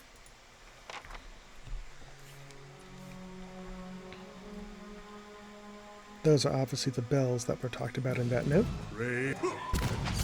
Skulder Web. And Skulder.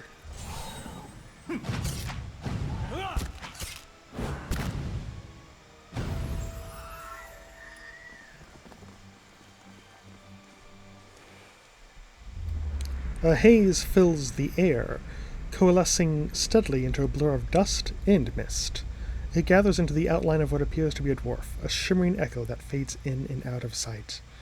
But stronger than sight is the sense within you of a powerful energy. It roils and seethes with a grief that seems to spill into your own thoughts, tainting them until the sorrow is your own. Like a crashing wave, the energy urges towards and into you, and suddenly you are elsewhere. Before you is a brightly lit stone corridor, lined with torches and gleaming crystals. You're running, your footsteps echo off the stone around you. You forget to tie your sandals, and you're slipping from your feet, fouling your steps. You're late again. The rite's going to begin without you. You hear the tolling of a bell, and your spirits lift as you recognize the familiar, warped tone of the right hand, representing the first of the dawn stars to appear in the night sky, and the last to fade in the dawn light. You pray fiercely that this is the first of the chimes, and not the last. The lights fade, as does the memory, and when your eyes clear, the spirit is gone.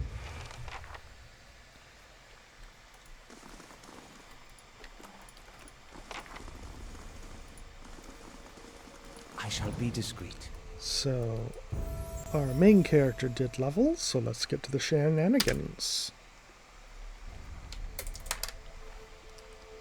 Lore, survival, and then it would be mechanics, because that's the only one that can do two. Okay, spells 2, 3, 4, 5, 6, 7, 8, 9, 10, 11. So roll a d12. Of course, I rolled a 12, so I have to roll again. 5. 1, 2, 3, 4, 5. Alright, blindness. Get a talent, a class talent. 1, 2, 3, 4, 6, 8, 9, 10. Out of 14. Roll our d20 here. A 9. 1, 2, 3, 4, 5, 6, 7, 8. 9. Gallant's focus. Okay, that's actually pretty nice. It's a modal one, but it basically just gives me an aura that gives allies plus for accuracy. Ready when you are. Hard to beat. Following your lead. And the one that he got is basically a Fairy Fire spell that he can cast once per encounter. Which, come to think of it, is actually really good. I should be using that. And you see, that's part of the reason why I like the random build, is that it forces me to look at abilities that I might not have normally and just go with it.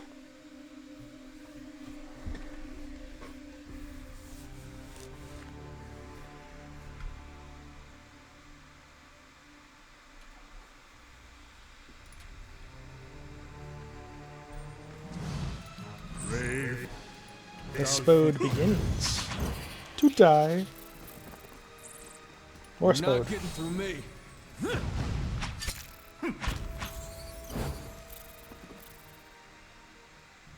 Alright, who leveled up now? Probably Aloth? No, Durance. Okay. Survival. Athletics. And then the only one that can take 2 is Lore. Defensive. 2, 3, 4, 5, 6, 7. That is a 5. 1, 2, 3. Cautious attack. Okay, so yeah, this is a modal where he attacks slower, but he has a higher AC.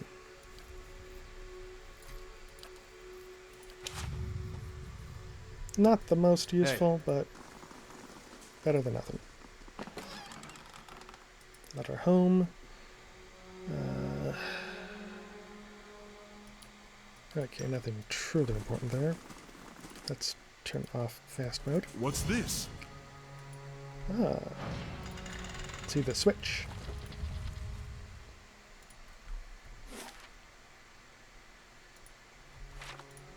Now, one thing I will look at again is our initiate's note. Okay. Struck the largest ball first rather than second.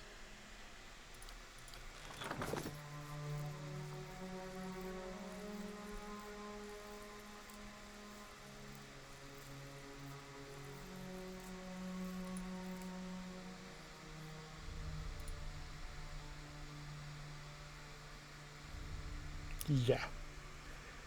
Can't really pick that at this point in the game. Okay, examine the bells. The bells appear to be fully intact. They are made of thick iron and look very heavy. They don't appear to be much ordinary about them. Large bell. Right. Left. Right. Ah, I did it right. A strange hush falls upon the room, muting the sound of the bells and the eternal drip of damp summer like. And then a sudden distant toll sounds from the bells, sold out and piercing, that you're compelled to cover your ears. Oh, okay. I did that wrong. Right, middle, left, right. Ah! There's a quiet melodic chime from all 3 bells before the discordant voices meet in one powerful rising rush of sound. It seems to fill the whole of the temple, driving flood of song that drowns all other thought. As the tolling fades, you hear a crack from the direction of the doors as the passage to the lower level swings open. So I got that from the ghost's memory of the right bell, and hoping that was the first and not the last.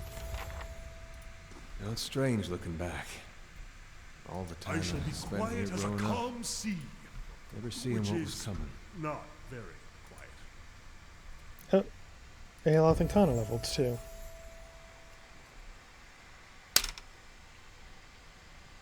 Mechanics.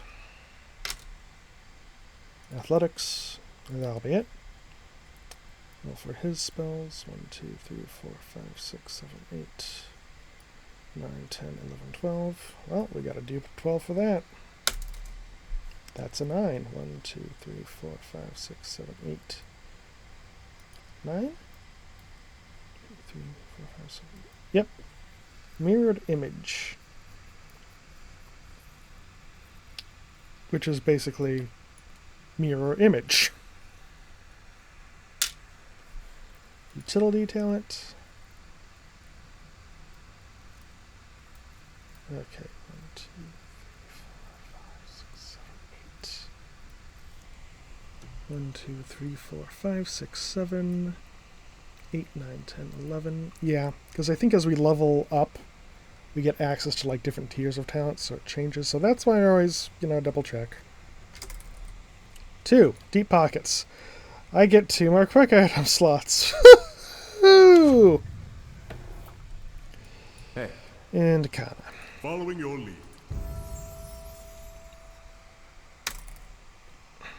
Athletics. Stealth. And then the only one I can put into is lore.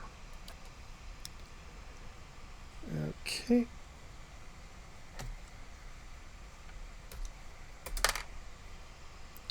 And hell hath crashed upon the shield.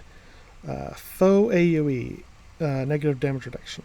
So this basically just reduces the armor of all foes near him. That's very nice.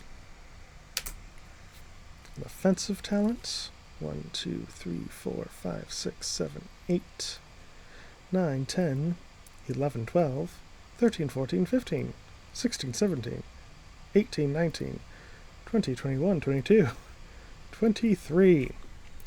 Well, it is a good thing I have a D30 here. Yes, really.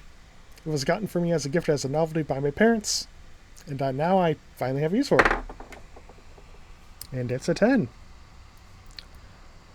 1, 2, 3, 4, 5, 6, 7, 8. Yes! It's Gunner!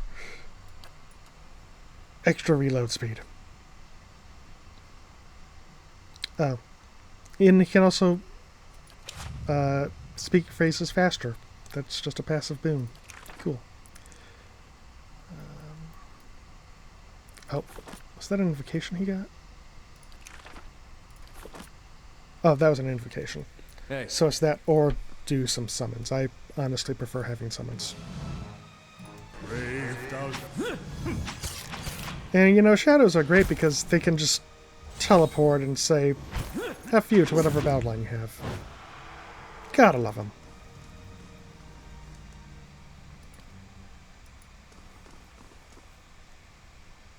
Margaret's fire casts light in dark places.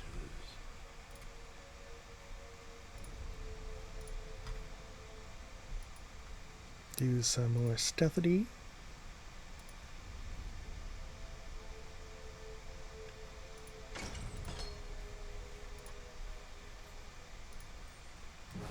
Phantom. Let's switch kind of over to the gun. Following your lead. Oh. He has 3 sets of weapons, so I switched him over to his fists. Wonderful. Ah, yeah.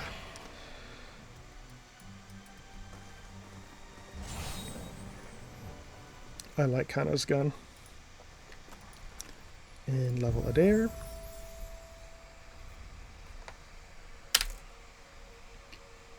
Mechanics. Athletics. And the only one that can take a 2 is survival. Okay, get a talent for him. Defensive talent. 7, graceful retreat. Plus 12 defense when disengaging. Hey. Following your lead. It is not within our natures to forgive. Those who seek redemption seek a long and winding path. Following your lead. A road which takes us down into the very hollows of our soul and asks us to reflect upon the fractured parts of ourselves. Hey. And what does the flame reveal? Nice.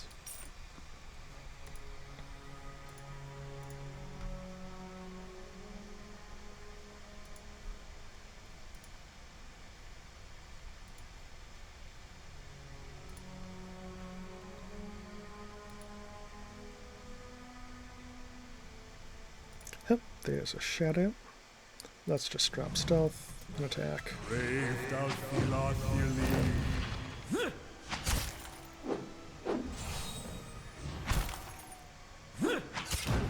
Come on, folks.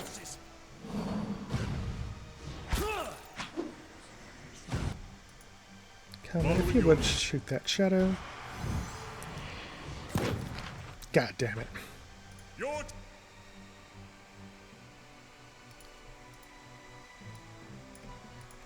Bring up a phantom at least. See if we can do a knockdown on the shadow. Tail ends here. Adair, if you would move. Thank you. Oh, that's nice.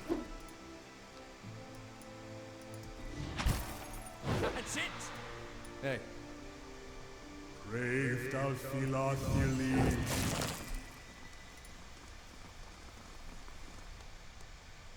Back into scouting. Because one never knows what's out there. I think I see something. I'll have it in no time. The work of a moment. Fine, greatsword. Just say the word.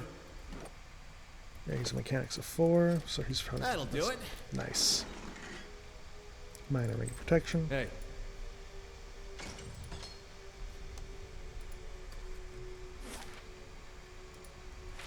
Let's go down this path.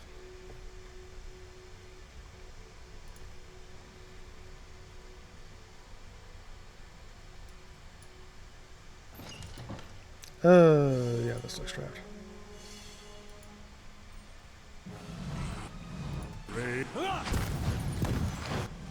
Nice. Have Adair go for the knockdown. Also nice.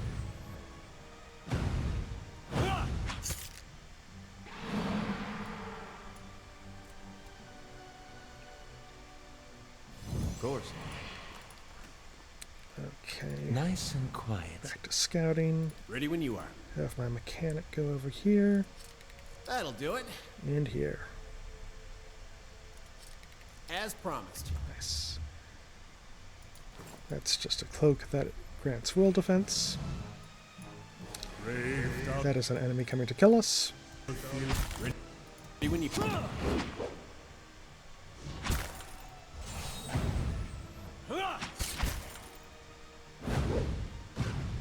Just like it. Oh, God. Ye gods, I was so busy focusing on its health that I wasn't focusing on the party member who was pummeling into oblivion. I'll go on ahead. I'm sorry, Aloth.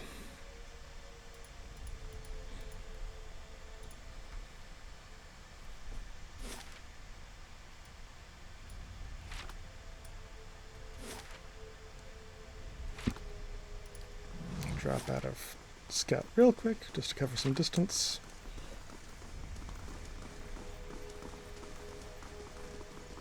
Keeping an eye out. Back to scouting.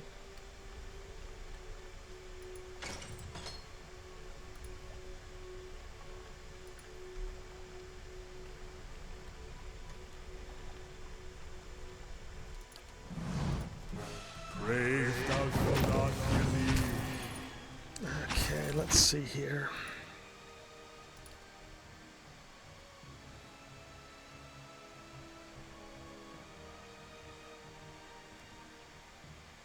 Just looking to see what I can do with this guy. Yeah, use that.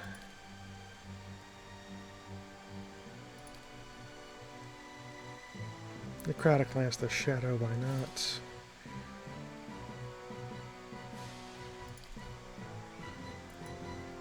Magic Vessel, that one.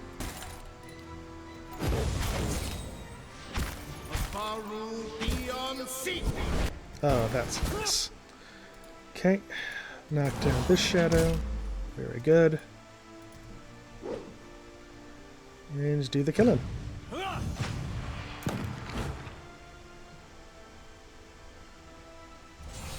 course. I'll go on ahead. You hear a grinding noise beneath your feet in the rush of water. Oh. That cleared that out.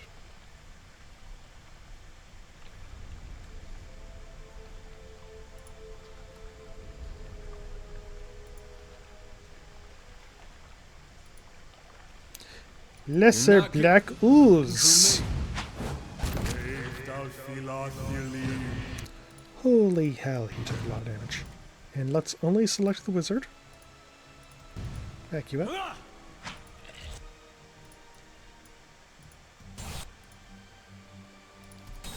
Second one jam real quick. You better run. Magic missile.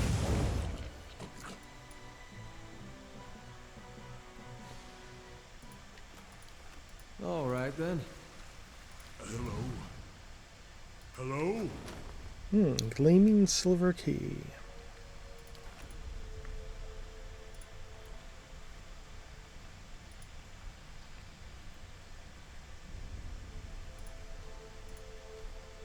Oh, goes there. Which means this is probably non-critical path, so let's go in here first.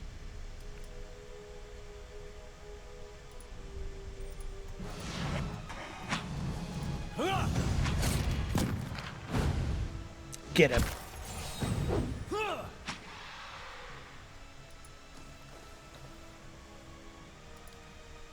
And what does the flame reveal?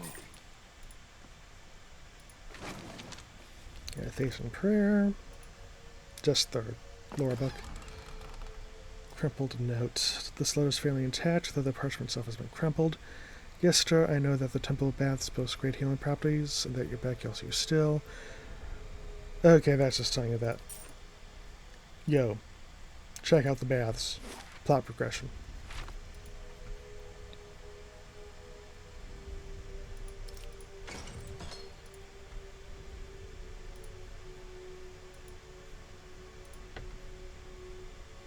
You're not getting Attack through me. the shadow.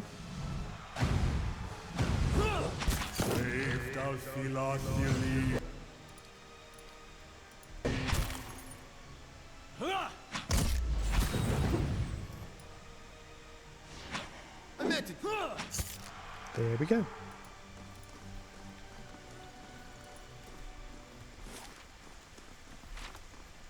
I shall be quiet as a calm sea. And down the stairs once more. Not very Timur oozes. Break stealth. And they focus fire. Anyways, of course. Holy Radiance.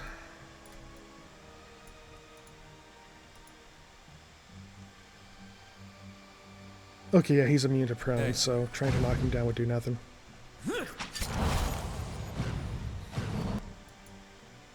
Durance, keep killing. Good Durance. The only time I will say that in this playthrough, probably. Hey. The still dark waters are reflective as black glass. It's a pastel black. Nice and quiet.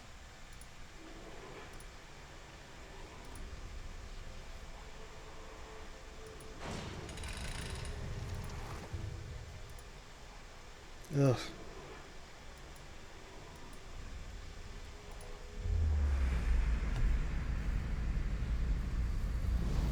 The light rises from the bones as you approach. You have a moment to register the faintest image of a standing figure.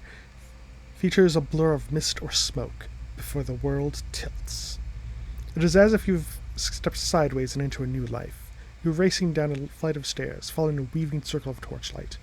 Your own panting breaths are loud in your ears. Panic and your robes alike foul your steps, and you nearly stumble before a hand reaches out to grip your arm and steady you. A fellow acolyte, who smiles encouragement as you reach the bottom. You run around and past the shallow reflection pool that marks the lowest point of the temple, following the dark shapes of the older priests as they lead their way towards the narrow hall that leads to the vault.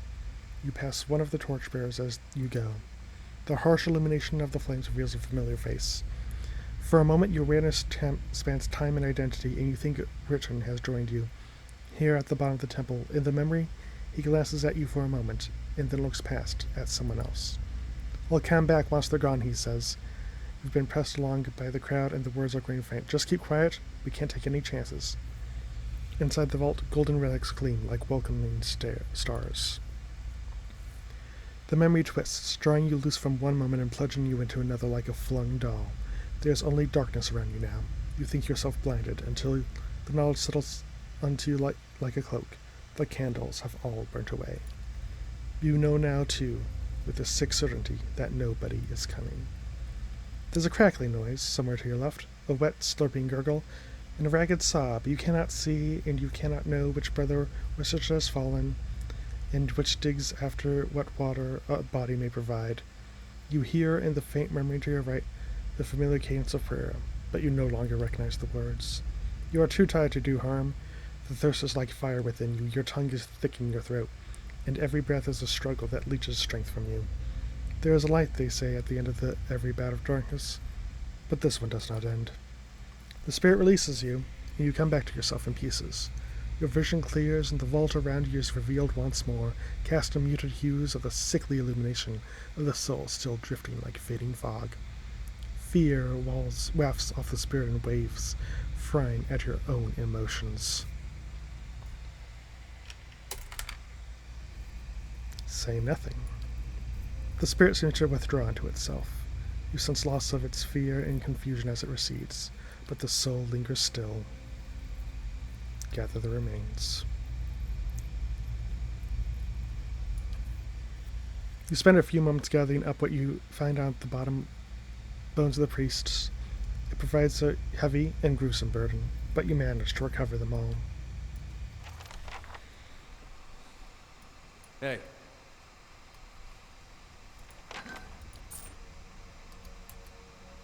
All right, then. I think these are gems. Yep, bloodstone. Let's see what's in here. That'll do it. Ha ha ha ha ha.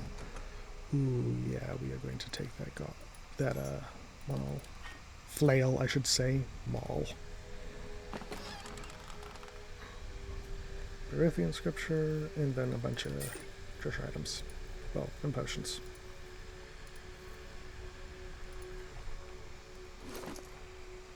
So this flail is unique. So it just has some stuff it does. And this one I think is the damage restored as endurance. Yeah. I will equip that to Adair. Hey. Even if we're not using it right now.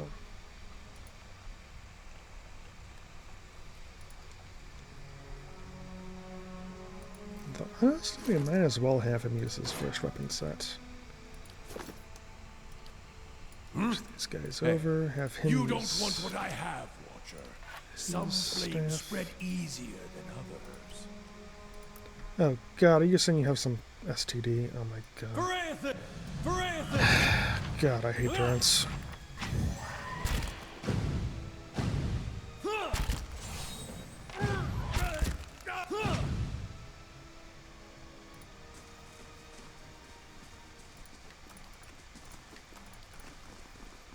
I'll see what I can find. Of resolve and of perception. Sure. Hey. Honestly, I'm probably going to give that to my main character. And there's no, like, class restrictions on equipment.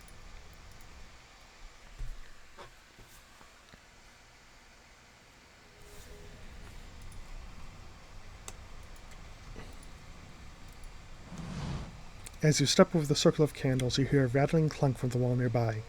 A door slides open with a grinding rasp of stone. Margaren's fire casts light in dark places. The candles flicker gently as you approach. There is a gap above the altar, lined with broken glass, where a mirror may once have been set into the wall. The candles are still burning. Not bad for a dead god. What's all this for? Redemption. And they got this whole right for when you come of age.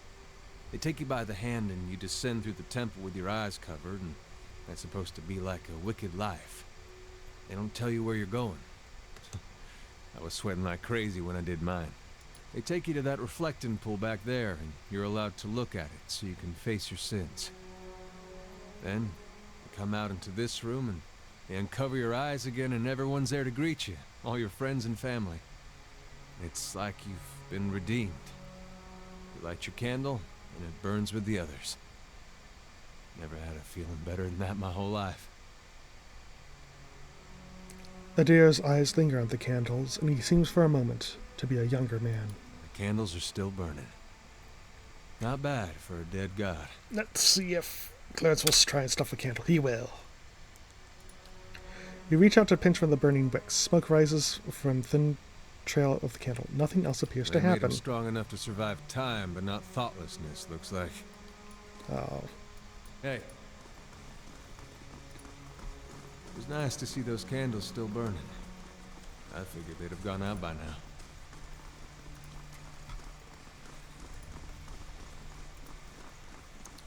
Alrighty. Time to turn in a quest. How do you do? Alrighty. Alright. Burton smiles nervously as to approach. Think I've sorted out the worst of it? Or I'm certain a little less. He hesitates. You were down there a while. Did you find anything? I did. Here they are. As you asked for. The color drains from Burton's face. He takes the bundle from you with trembling. You found them, then.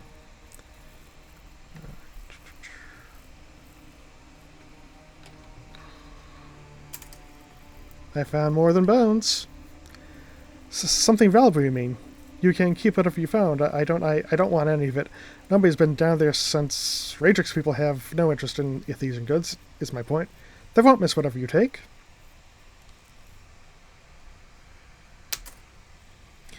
You and I both know what I saw down there and what they told me. Wharton opens his mouth to protest, but something in your expression stops him. He swallows, nervously, and looks away. His voice when he speaks is small. How did you... This place is full of shadows, spirits of those you killed. That's not... He eyes you fearfully. I didn't kill them. Right up until the end, You don't understand. I tried to help them. I did every day, every single day. I went to that temple and I warned them. I told them that they were playing with fire and Radric wouldn't be patient forever. And every time they shrug it off. Like I didn't know what I was talking about. Like it wasn't costing me coming in to try and help them. I could have been arrested right alongside them. What happened? Radric sent word that he was going to have them arrested, drag them out, lock them up. They wouldn't listen. The Rectrix said they'd be reborn if anything should happen, and she wasn't afraid. I convinced them to hide at least. That they have the vault full of old relics, gold and such, I thought. I thought they'd get hiding there, and once the guards left, they'd have something to sell for passage out of Deerwood back to Adair. But when I told the men that the priests had already gone, they ordered the temple sealed. I couldn't get in again. There's nothing I could do. Nothing you could do but tell someone, get the town together, organize a rescue. I'd have dug them out with my own hands if I'd known. There were some of the last decent folks left in this hole. Now all we got is people like you. You worthless bastard. You abandoned them to save your own skin. I told you the way of it, Ritton said, his voice rough. I told you what happened. Guess it's your turn now to make a decision.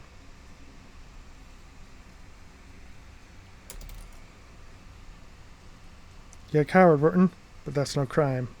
Give me the money and get out of my face. Ritton stammers, bewildered. He grasps at his belt in panic and finally pulls a fat coin purse out for you to take. The moment it is in your hands, he takes off, scrambling to get away. Hey. Alrighty, so that ends that. And it is now midnight around my time. So I will be calling the stream here.